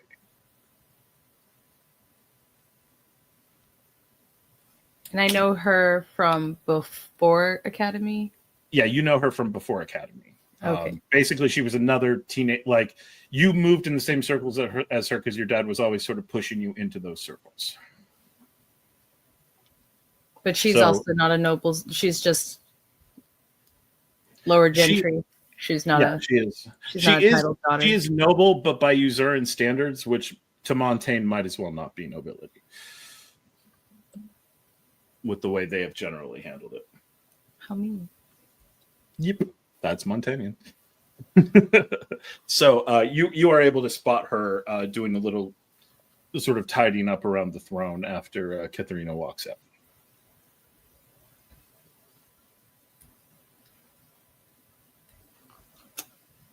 Verity would wait for her to be like on her own and then try and startle her. No one seems to be talking. Like, are you sneaking up behind her or just walking up like, hey, guess who's here? Yeah. Okay. You walk up and you'd have thought she'd have clocked you just with the whole, like the group being announced, but apparently she'd never like put her eyes on you specifically. And as you walk, she said, oh, Verity. Was not expecting to see you here. Me neither. But what brings you? Oh wait, no, you were with the group. Yes, so you're looking for this chamber, a map of some sort, on a mission from the Queen of Avalon. That's quite a journey for you. Yes. Anywhere but home. But, fair enough. She seems a little bit confused by that, but doesn't dwell on it in any way. So, is there any way I can help? Sounds like you've got quite a mission you're about to be on. How long have you been here? Oh, I was... my father arranged for me to enter Katharina's service 4 years ago. So shortly after, I believe if I'm getting the timeline right, shortly after she left Montaigne, around the time you went to the academy. How is the Tsarina? It's difficult, you know. She is not usuran, though she married according to our ways and our customs. And the wedding we thought was blessed, but then Tsar Nikolai died and she was widowed. Some assumed she would just go home, but she has stayed here to fulfill her duties, which is admirable. Do you believe she wants to stay here? Does she want to be in this position? It would be easy enough for her to go home if she did not. Well, I say that. It is Eisen of which we speak. But she seems to be here on purpose. No one would have tried to stop her when she left. If she left. She seems to take her responsibility seriously. Did you know the banished son? Oh, Ilya. I met him at a few things. Before Father sent me to Montaigne, there was some talk, potentially, of engagement between the two of us. I was not to his liking.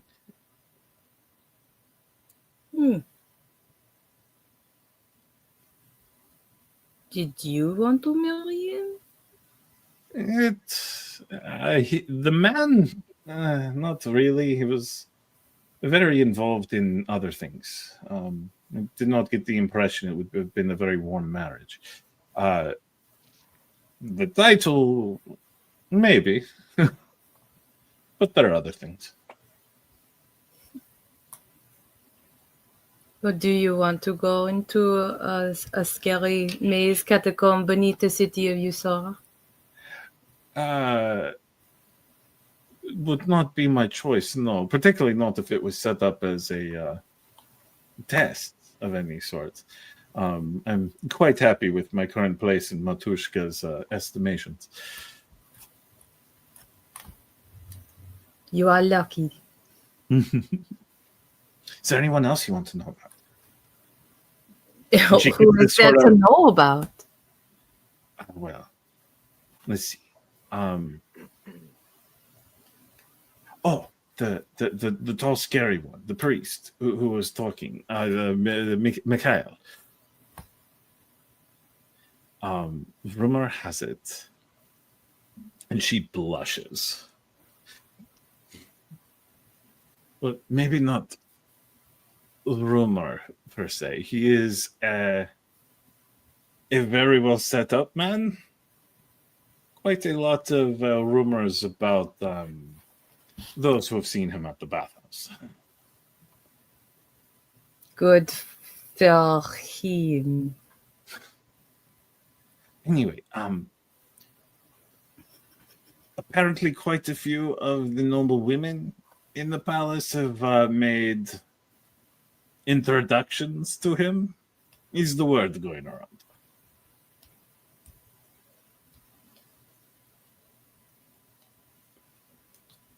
Is that received well in the society here? I mean, we do not. She gets a little giggle. Well, we're not so uptight about it as you Montanians are. Though priests in general, I mean, I know we do the faith differently here, but I don't know that I've ever heard of a priest engaging quite so much.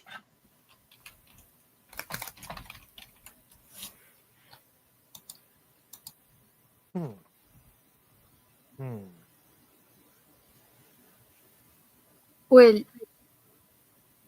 are you in need of an introduction to the priest? No, I know I can find him whenever I need. Just he is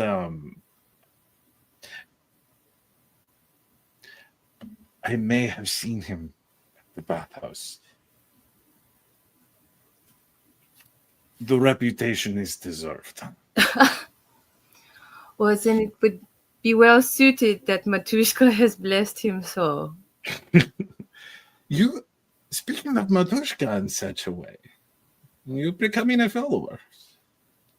You never seem I interested am in accepting a challenge. That is as far as I have gotten. Well, is there any way I can be of aid to you? Have you ever been tested by Matushka? No, I have done my best to meet her standards before she felt the need. Then I do not know if you could give me any advice. If she is resolved to test you, it might not be pleasant, I fear. But you were always brave, you were always cleverer than me. I imagine you can find your way around it.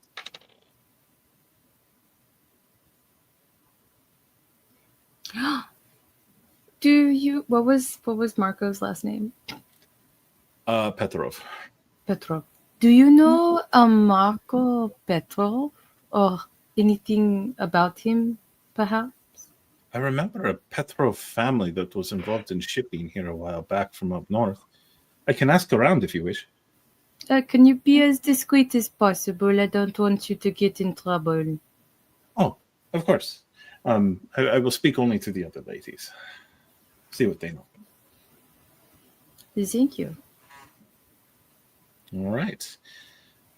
With that, we're going to move things along a little bit. The party is able to go to very well appointed quarters and get some sleep. Does anyone take any special precautions before bed, since a lot of people have been feeling, hey, this is sus. Hey, this is sus. What are you doing, Arnau? So Arnau, because he is always paranoid, as we've talked about before, Arnau is going to do a couple of things. So I have the idea of him setting some like tripwires across the door, set up with bells. This is just a normal thing that he will do, but this is not the only thing that he's going to do. This is for in case somebody comes through the door and needs to wake him up, because the assassins are everywhere from Castile. But that's just a normal thing that he does. He's also, though, because of the fact that there have been that there has clearly been somebody who they did not say what he wanted them to say and was clearly like trying to get them to play Kingmaker. He is extra paranoid because that usually means there's an assassination plot going down. And while it's not directed at him, it's probably directed against the Tsarina. That is not good.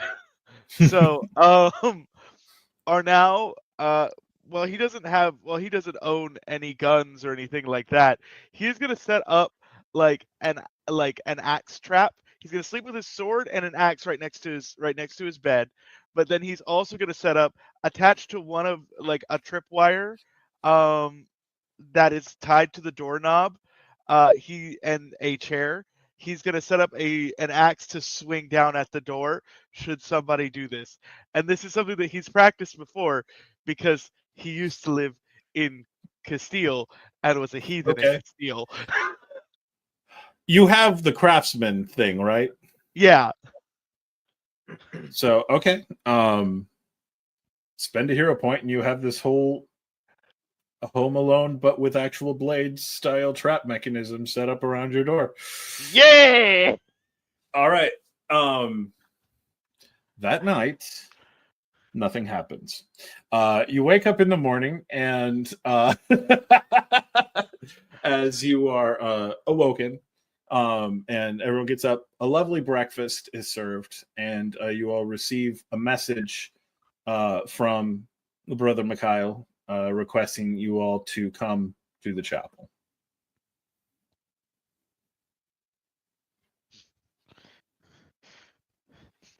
Okay, so folks are loading up, ready to go.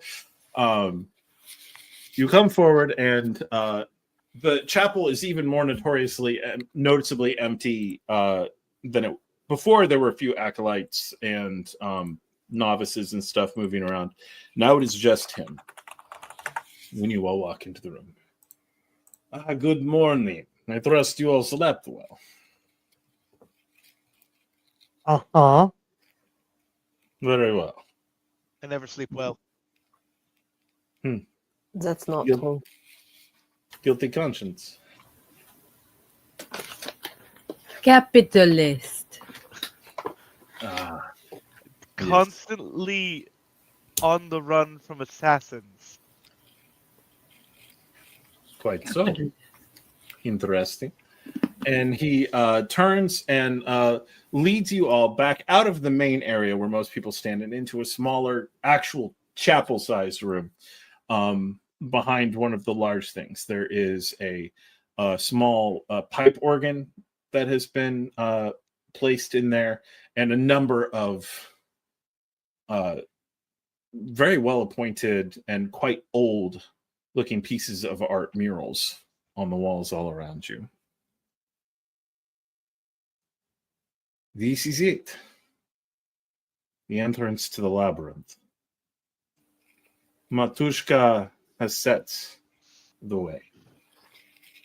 I have only ever passed the first door, having no wish to push beyond my station as she has established it. I am curious to see if you all will figure out how to enter from here. Could I have Nikoletta spend a couple of minutes investigating all the murals? Sure thing. Go ahead and I'm guessing wits and scholarship, unless you want to pitch me on something else. And of course, we are reset. All flair is reset. Absolutely not. That is my best pool. Thank you very much. I will stay with that. Oh boy, haha. Oh, don't tell me I don't have enough dice. Yay.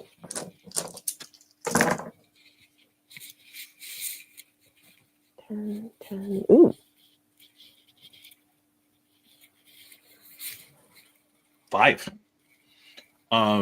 As you were looking around and mapping everything out, you're noticing,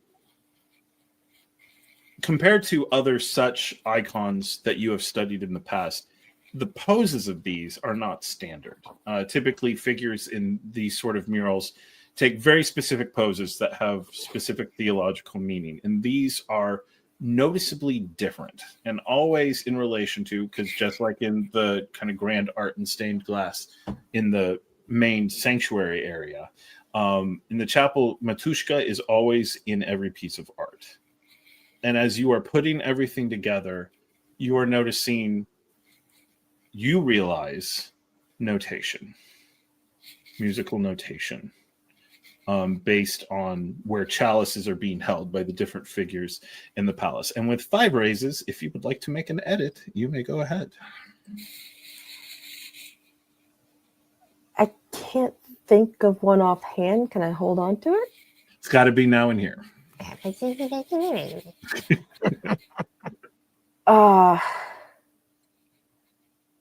Can my edit have been that he shares with us what he finds past the first door?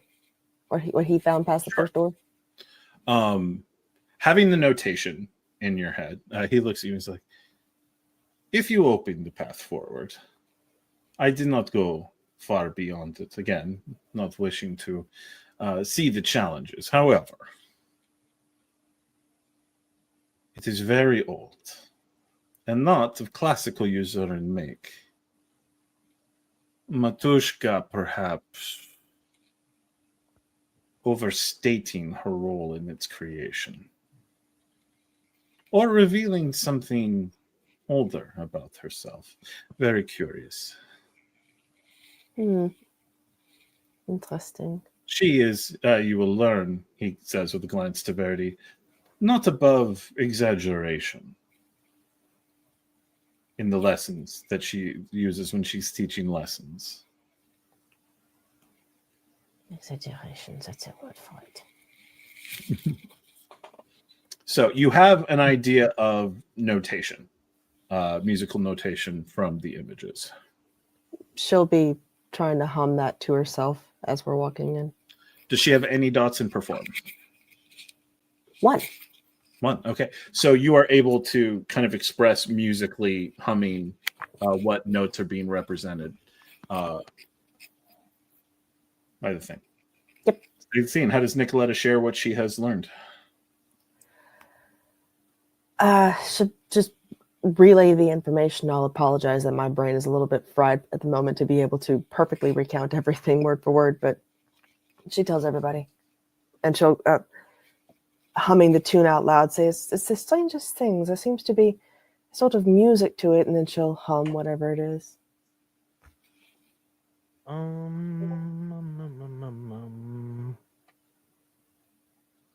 I believe this place truly petrifies me. You said that about the catacombs beneath my castle. Yeah, it seems like they were. It seems like this is another level. And are we worried that when we go down here, you guys are we're gonna get tested? I've been hearing a lot of testing and Matushka. You do not have to go with us. It seems like this is the most likely place here to find another one of the Star Chart temples. And I am curious to attempt Matushka's test. Is the great Demetrius Penn scared again? This Let's seems see. to be a common occurrence now. Again? not really- What were we afraid of before? Multiple catacombs? Look, I will bravely go everywhere that I am petrified of. It just seems like when you were you all have been talking about Matushka, I did not have any type of experience with her, but is this something Is there something I should be aware of before we go down a potential labyrinth created by Batuska? Yes. Mikhail actually speaks up at that and goes, almost assuredly. If the See, legend that, is true. that part, that is what is scary. How is no one else scared by this? Because she seems to only test and or teach and punish those who are cruel and self-serving. Did You were. Nikoletta share that little bit he said to her about the exaggeration? Yes. He said it out loud in front of Oh, everyone. he said it to everybody? Okay. Yeah. Can she just be like, well, to be fair, perhaps from what we already know of the structures we've found beneath other cities, perhaps Matushka was around and involved when they were being constructed. So maybe some of the danger is out of Matushka's hand and is just part of the maze. We must be careful. It could just be a bunch of undead. Who knows? We could find more Leshy. We That would could be find nice. undead No, Lesh. they are oh no, that would not be nice. Arnau, some things don't need to be said out loud. If I say it, it won't happen. Did you never Memories have of a a- volcano come back to many of you. You know, at least the walls aren't closing in. At least the volcano's not erupting. At least the I feel floor like isn't it's like- falling away beneath our feet. All right, so you're in the room. You have musical notation. There's an organ. You know what? Anybody got to perform over 2?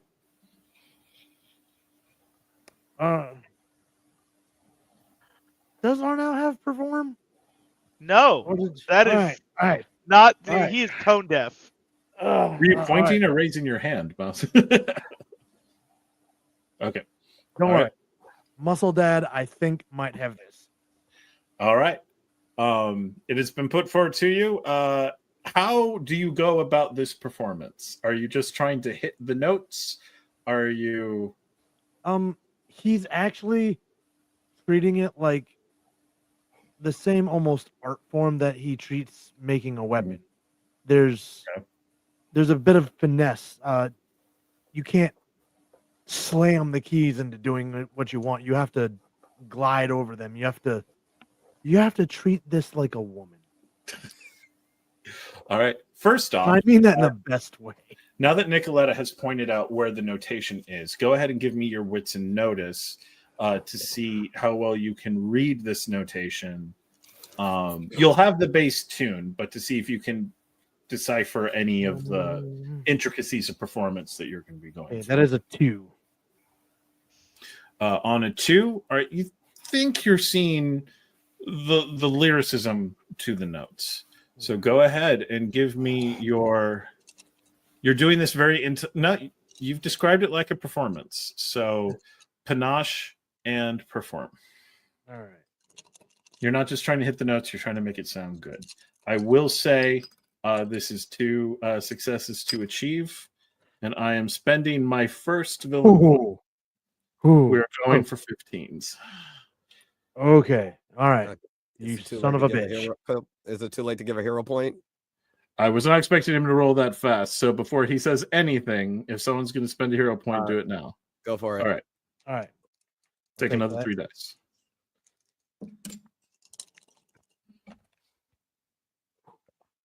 Okay. That.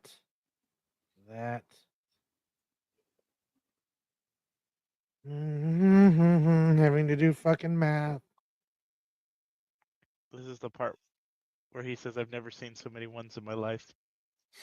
No. You shut your whore mouth. I have exactly 3 raises, thank you. Hey, All right. And that's only because I got 2 10s to put towards a 15. There are a few false starts, but finally you get into it and you feel like you're performing, or even able to add some bass notes. You're even able to do a little bit of pedal work. as you were kind of following the melody and creating an entire musical movement. Mikhail seems visibly impressed with you as you were doing this. It's like, interesting. Would not have picked you as the type, but I should know better than to underestimate the Vestin's zest for life alongside of work. What can I say? Good with And my there is hand. a loud creaking noise, and the panel behind the organ starts to raise up into the ceiling. And a passageway forward, looking very much like the hallways and archways that you all have seen in the labyrinths that you have been in so far, goes down underground. Hey, Matushka. Well, That was a rather inorganic entrance. Everyone takes their first traumatic wound. I'll take it. Basically. Spray bottle. Bad Chandler. All right. As you all move forward, Mikhail says, you will find a lever just inside the wall. Opening the panel from the other side will simply be a matter of pulling that lever. I will tell you the door will close behind you, however. So Well, make Demetrius go in first. Might as well. Nicoletta's already walking in. All right. Nicoletta's Sounds in. like Demetrius. Nikoletta and Verity were not hesitating. All right. So those move in. Demetrius moving a little bit to catch up and be like, no. I'm Going. Asgeir and Arnau. Once it opens and Yeah. he gets up from the organ, kind of like stretches, like, yeah. All right. Come on, you, and stop saying things. As you all walk in, the door shuts behind you. You can hear as the lever clicks into position, indicating that it's now primed to reopen the door when it closes. And it is completely dark. There is no light sources down here, other than what all you would have brought with you. I mean, going into a cavern, at least one of us grabbed a lantern. Yeah. Yeah. Just who and what? Like, are we doing lanterns? Are we doing torches? What all do you have on you? Do a lantern. Okay. Lantern attached to the hip, so that way dueling. If I need my dueling axes out, I got my lantern. Okay. Lantern seems the wisest choice since we are going underground. Okay. So Well, as that makes three. We're good. folks have lanterns, then you start moving down along the way. And as with the other labyrinths in this point, you can see the various types of artwork. Again, from many representative of many different lands and representing a certain level of drift. Like you'll find a piece that looks kind of Castilian, but some of the methodology isn't there and stuff like that. And here only about half of them seem to have Matushka prominently visible, but she's there in some of them as you were moving along. What is our approach as we're going in? Are we just boldly moving forward? Are we kind of scanning the walls? Who's taking the lead and what does that look like? I'm not sure if she's taking the lead necessarily, but Nikki is definitely scanning the walls. Okay. As you were scanning the walls, go ahead and give me wits and notice. Probably would just be looking for like false walls or something so we don't fall through walls and Yeah. Checking for traps? Yeah. Enough All right, of the party got a head start on me to not in the lead. So finesse and notice for you, Demetrius, as you were kind of tactily trying to. So 2. Wait, no, you spent a villain point. Yep. 1. Goddamn fucking villain points. Yep. We're still on 15s. Ooh. Those are unhappy sounds coming from Take a hero point. Thank you.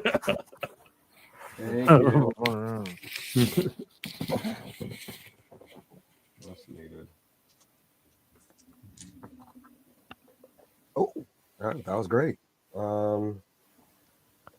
So 3. 3. All right. Tactically moving along, you occasionally find, like, you're stepping and you see different, like the floor is tiled. And Demetrius, you notice a certain sound at first as you're walking around, and as you start testing various tiles, you start finding breakaway tiles designed to give out underfoot. And so you are able, with 3 successes, to sort of identify these and help people kind of navigate around them. Nikoletta, with your 1 raise, you are moving around and you come to one little alcove cut into one of the walls. And you recognize that in some of the other labyrinths, these were then, someone else would then cut them deeper to make it work as like a catacomb. That has not happened here. You see it's got art and jars and stuff on it. And there's one incredibly odd little statue on this one that's remarkably worked. And as you're looking at it, it looks very familiar, very similar to the Leshy that you all saw. This little statue, bigger than Ely was, as you're glancing at it, but looks almost lifelike now that you've seen one in real life. Could I say that she's like had a roll from the tavern, like just like a half a torn roll that she put into her bag and like tears a piece of it off and puts it by the statue? Okay, yeah, sure. You put this little bit of torn roll that you roll around, and suddenly it's blink and you'll miss it, but its eyes flick down to it and then come right back up. Otherwise, it hasn't moved. You can eat if you're hungry. We're not here to hurt you.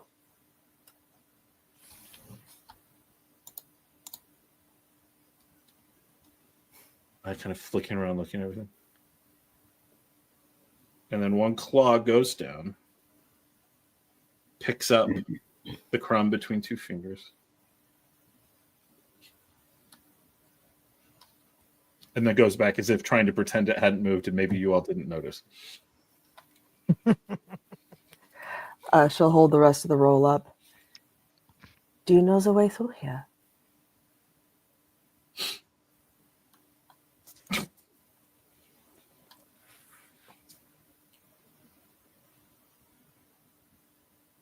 Who are you? I'm Nikoletta von Richter. These are my associates, and she'll motion to everybody, like, introduce yourselves, be polite.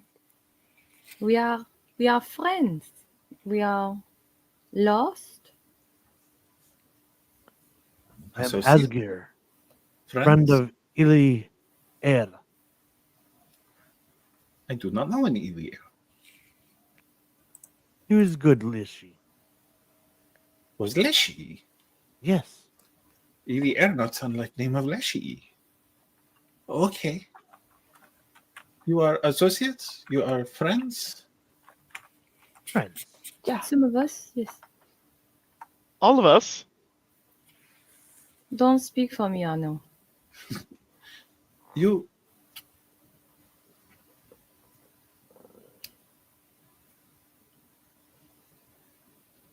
Why here? We are looking for a big room with lots of stars and constellations in it. There is trouble brewing across the world. Very old. All things down here very old. The oldest. He's dangerous. Yeah. It helps to map the sky and the stars. Oh. And he says an old Usuran word that I don't think we've any polyglot, so no one clocks it.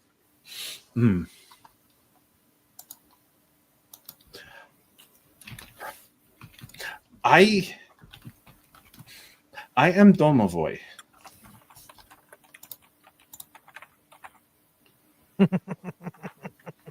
And he looks up at Nikoletta. You see me. You all see me. You're what I was looking for. You were looking for Domovoy? Yeah. Is your house cursed? Are you of this house? I am. This is a house. Many That's people Denise. have lived here over time. Who lives here now? Katharina. I cannot pronounce the old last name. Dimitrovich. Katharina Dimitrovich. Katharina.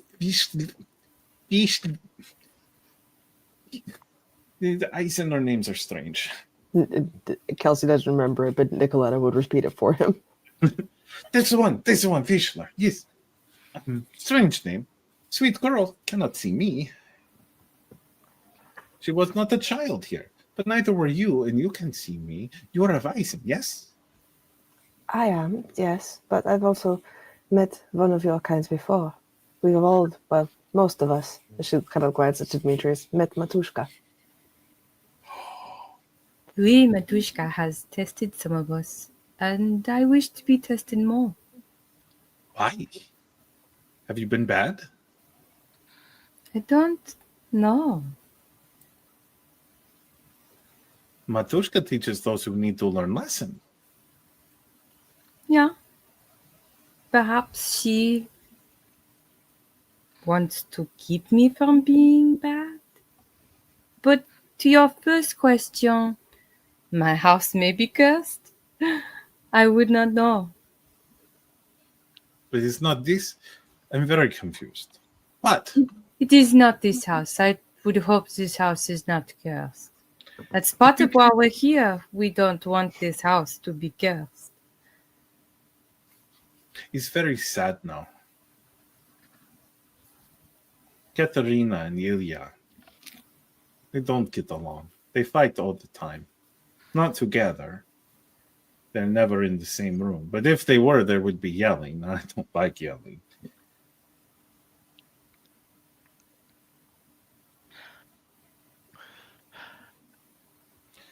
I can help you, but you should know this is Matushka's test.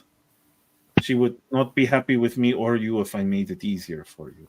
But I can keep you at least from going in the wrong direction. But the test will be yours. We don't expect you to make it easier. Just get us headed in the most correct direction. Okay. And it was... Excuse me. Da? What was your name? Domovoy. Domovoy. And you sell this house? Not name, but Domovoy is what I am. Oh, are you like Leshy? Do we give you names?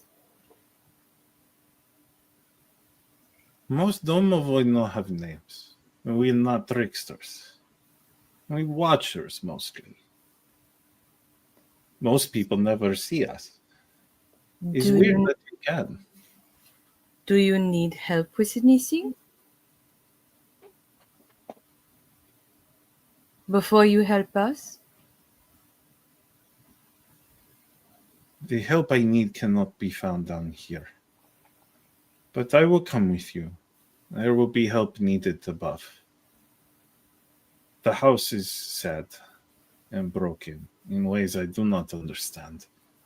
I do not know how to help them. It's different, bigger problem than brother and sister fighting. But if I will to help you, do I do. and he hops from where he was and lands on Verity's shoulders, kind of up behind her, and kind of puts his hands down on her head and rests his chin on it, looking forward over in the direction where she's at. And he's like, I will go with you. Laurys.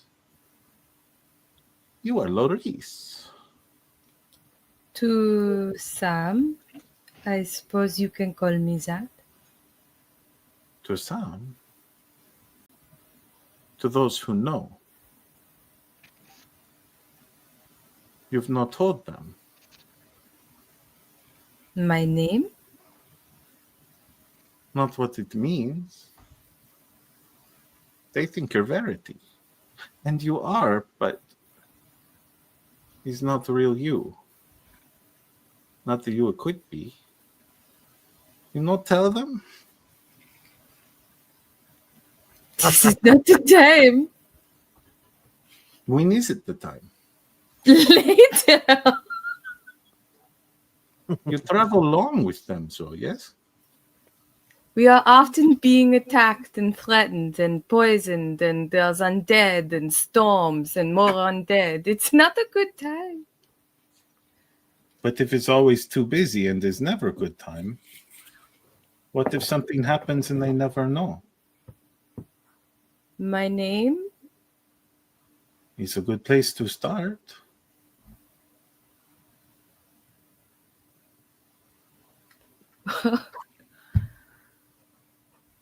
How? Oh, he looks confused. So does she. You tell them. How That else my could they name know? is Laurys. Oui.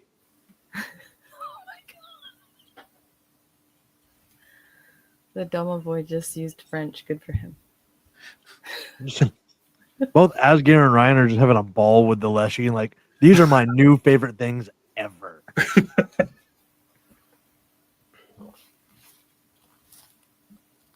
Is there a double meaning to your name?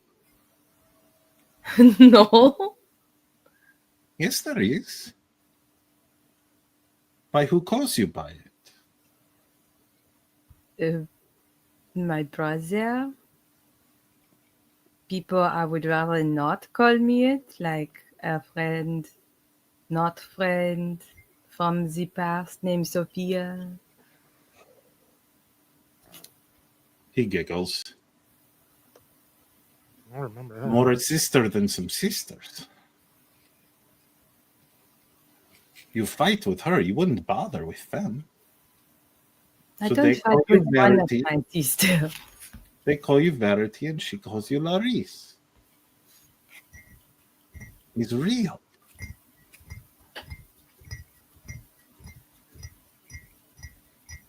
We can hear the nails mouse. First of all, I don't have any. So you're thinking something. Yeah, you're hearing the bone here in my fingers hitting me. I hear the tink tink of ceramics, madam. Well, just 'cause I'm like, we're just standing here having this conversation. I mean, you can keep walking if you want, but he's very curious. Well, which direction are we? I thought that's what it's like. We're waiting on him to point. It looks like he's waiting for you to do something. It's the worst day. Perhaps it is another test.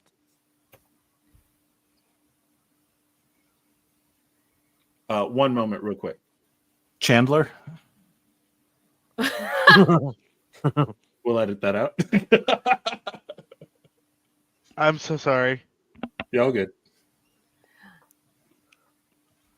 I let those that are close to me call me Laurys.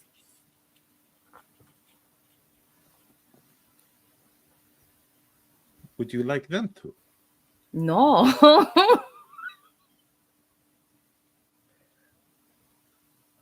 Why? Would you?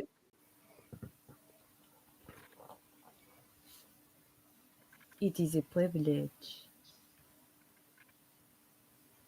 Oh.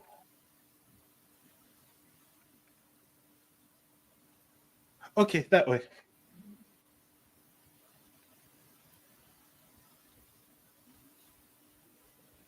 I understand now.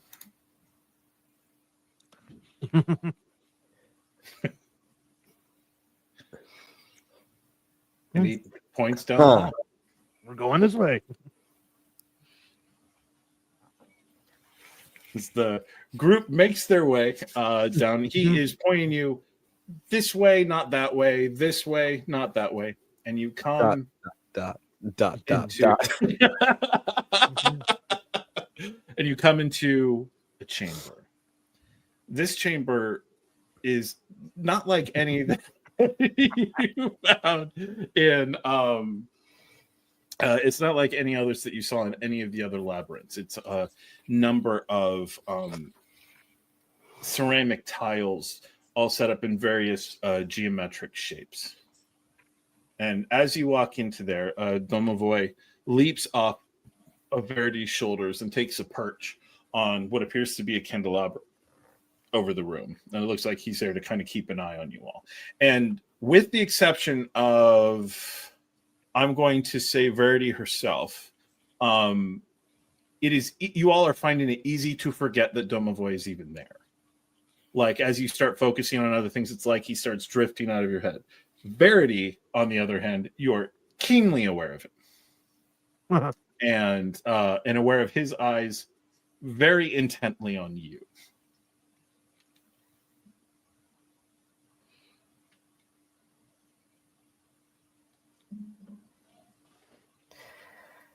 You know, Professor Mikhail says that there was traps down here. I'm very curious when those start to come into effect.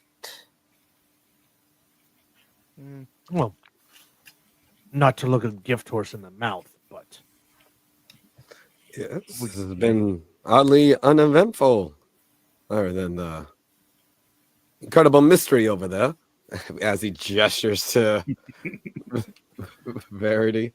But we haven't been attacked. We have. This is a pleasant surprise. More so than usual, at least. No one used the Q word. Quartermaster? Volcano? Wait. Quiet. She slams her hand over your mouth. No. Quebec. Verity would look at the strange patterns in the mosaic tiles. Mm-hmm. What kind of examination is she giving? Is she just looking at it? She poking at it? Like, how's she going about things? She's trying to see. And remember, Demetrius has found follow-away traps and pits and stuff like that already as you've been navigating the hallways. Yeah, but she's just, since the mosaics are kind of the only nuance that they're coming across so far, she would just be trying to see if there was anything to it as far as like the design. She'd also be looking up at the Domovoy and then looking down at the tile and like kind of giving this questioning look of like, should I not touch it? He is watching you intently, but not giving you any hints on, are you doing the right or the wrong thing? In fact, you're getting the keen impression that he's much more interested in you than anything that you were doing in the room. Cool. You are the interesting thing. As you were looking, as you're poking, you start to realize that these geometric shapes and arrangements, mosaic almost, it starts to feel incomplete. Like there are a couple places where clearly, you know, when you're like walking down a path where the bricks are like of a certain color and you come to a place where the pattern gets broken and it kind of sticks out in your head and you're like, no, I have to fix that. That's wrong. That's going to bother me the whole time around. There's a few of those here that just like strike you as a tile is missing or out of place. And as you kind of walk over and you're sort of towing at it, like, is this where it falls out or whatever, the tile that you touch moves. and is able to move around and slide into place.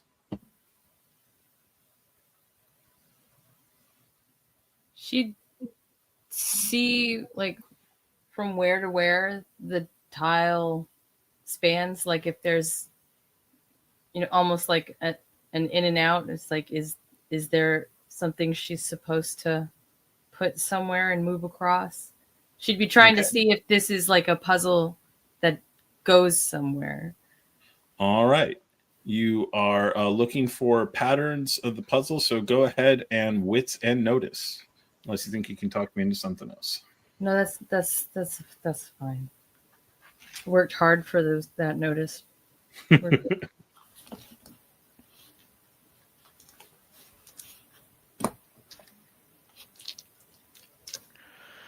Yeah. 15s? Yeah, still 15s.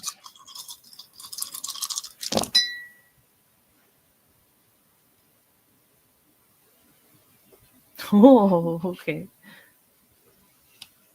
So if I put that with that 10, and that with that 10, and that with that 10. Uh-huh. So 3. That with that 10, that with that 10, or 15? Oh, no, I have 3 10s. Oh, okay. And then an 8, a 7, and a 6. So And remember, 10s are auto successes. So even when things roll a 10, that is a raise. So I could put the other 3 together? Yeah. If you can put them together to make it 15. And that would be 4 with a spare. 4. No, you Okay. would not. As you were starting to move around, you remember little like child puzzles and stuff you used to, you know, play with as a girl and work on, and you realize it's all kind of a massive one of that. And stepping back from what you were looking at, you get a feel of the pattern and you start to recognize holy symbols being placed. You don't see the cross of the Vaticine anywhere, but you do see different things that have come up in different lands. Like you recognize a sign of the Grawl from Avalon. You recognize a sign that's generally understood to be the flowing of blood of the Portiers from Montaigne. You recognize several arranged things that come together, and you realize they're looking like cards. And then as you're kind of putting things together and, you know, starting to extrapolate, while Verity is starting to move that, what are other people doing around her as she is working? Nikoletta is mapping the path that we're taking down in her journal as we're going. Okay. No, I'm thinking. Arnau has taken out a letter because he has been writing a letter to Ezekiel throughout this entire trip, and between detailing Matushka and the whole situation with her, and now he's writing about the catacombs so he can send back this fantastical story back to Ezekiel. All right. Demetrius, Asgeir? Demetrius would just probably be kind of hovering around Nikoletta, and because not really all that useful in these moments unless something is actively attacking them. So he's just gonna still keep an eye out for traps, since he already came across a few. And just be a willing, and just hope that he doesn't get randomly tested. Okay. And Asgeir? As weird as this might be for Asgeir, I think it's started to become a thing that he's kind of hovering around Miss Couteau. All right, just trying to be support.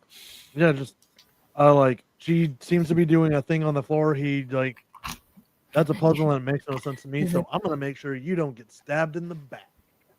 All right, so you have a few symbols you recognize. You have the symbol of the Grawl, which you understand well enough from the war between Montaigne and Avalon. You have the symbology of blood magic, and you have the symbology of the Sorte Strega. There's some other symbols you are not immediately clocking. What is your remind me your scholarship? 2. Okay. You are also able to put together a symbol that you recognize as being indicative of the Los Ajas of the Samartian Commonwealth and their deals with the Divai. And one symbol kind of is starting to become centrally located that you don't quite know. Like you can tell because it's like putting together a puzzle. So you don't need to know necessarily with the images. The pieces are kind of guiding you as you put them together. Like a Sudoku. Yeah. You're like, okay, so this is what this is, even though I don't have the rest of it. But you are getting the impression as the image is coming together that you have that piece in the middle. But then the signs of the different sorceries are looking to be put into an order and can be maneuvered around each other as you are adjusting the different tiles. And each time you complete a piece of representing a sorcery, it holds together like one piece and then starts moving around. But it seems to want an order that you place these pieces in. And so you have, again, the Grawl, blood magic, the deals of the Los Ajas, and the Swords of Strega. 4 sorceries. But we've only been to Montaigne and Avalon's temples. And Eisen's. But Eisen, a symbol of Eisen, isn't represented. You do not see anything that would indicate an Eisen's sorcery is far too new to be represented here. Matushka also said, "Get that shit out of my land." She'd be trying to kind of go off of what they've learned from the places they've been, which temples seemed older. And I guess right now, Verity's thinking that the pattern is like which was first. Mm-hmm. So you're going for chronological. Give me wits. But she only has the info that they've collected with Nikoletta from the place that they've been. There's places like the Samartians. She haven't been there yet. I don't know. So are you collaborating? Are you asking questions? Or are you just trying to put it together yourself? Well, I mean, if Asgeir's watching her do a magic puzzle, I would be very surprised if Nikoletta was just like, "No, that's fine. Keep touching things." I mean, she's not exactly saying anything. It's just like a.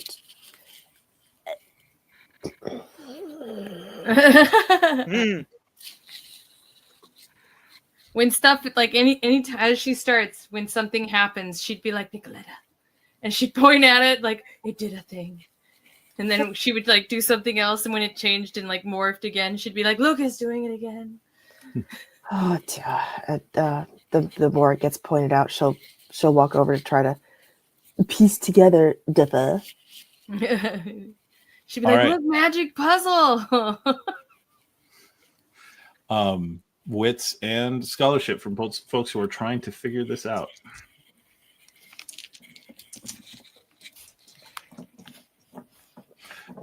Demetrius, give me your wits and notice while all this is happening.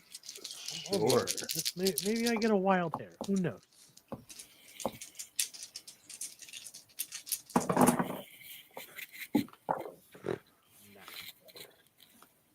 One. All right. 1. Yeah. 2. And 3. All right. The ones on the scholarship, it's clearly looking for some sort of value judgment of the sorceries. You're not getting an impression and that kind of scans because these sorceries have existed for basically as long as humanity has had magic, at least Theans, as long as Theans have had magic. And so if one of them is actually older than the others, you don't have the history to scope that out. On the 2, with the 2 in scholarship, Nikoletta, you would remember discussion that had gone on about how putting together some of the symbology you've seen in the star charts and things like that, you put together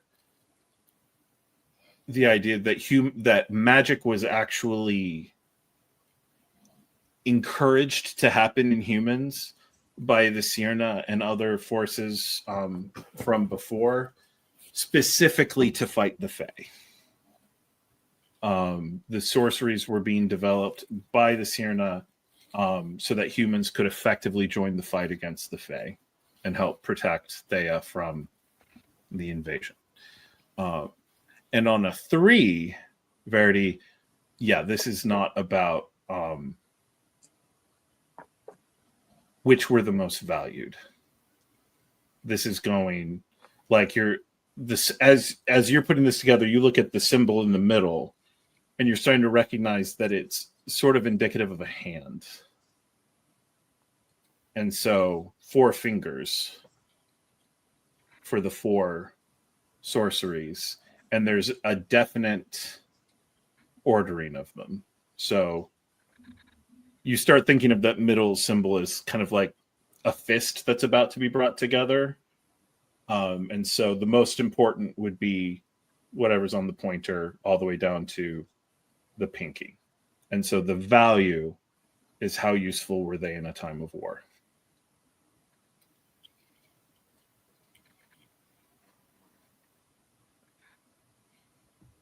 Yeah, Verity doesn't know a lot about magic. Nikoletta's sharing what she's able to surmise from it. I'm not entirely certain what it is that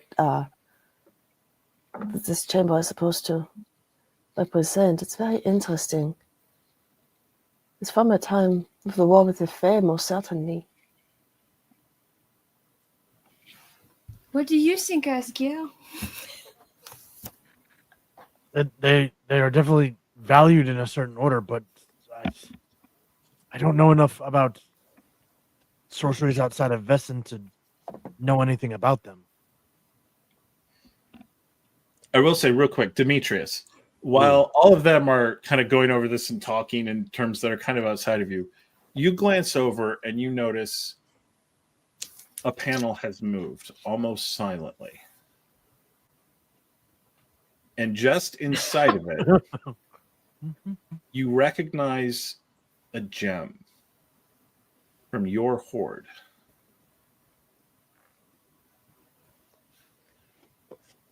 The This is getting No, tested now.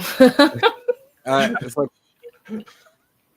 just like it couldn't be. Couldn't be. I reach in. Meanwhile, Why not?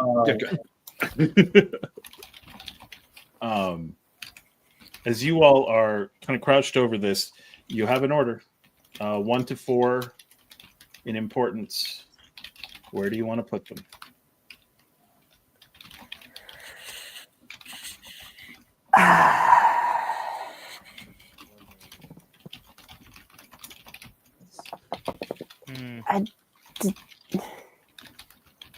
What are the 4 again? Just Yeah, just for The blood magic, the Yeah. deals. So it'd be Yeah, Montaigne, blood magic. Montaigne's blood or- magic. Yeah. The Knights of the Grawl from Avalon. Avalon, yeah. The Swords of Strega from Vodachi and their Vodachi. fate magic, the Fate Witches. And the Losajas, the Devil Deal Makers from the what is now known as the Samartian Commonwealth. I would probably put one of the last 2 as the first.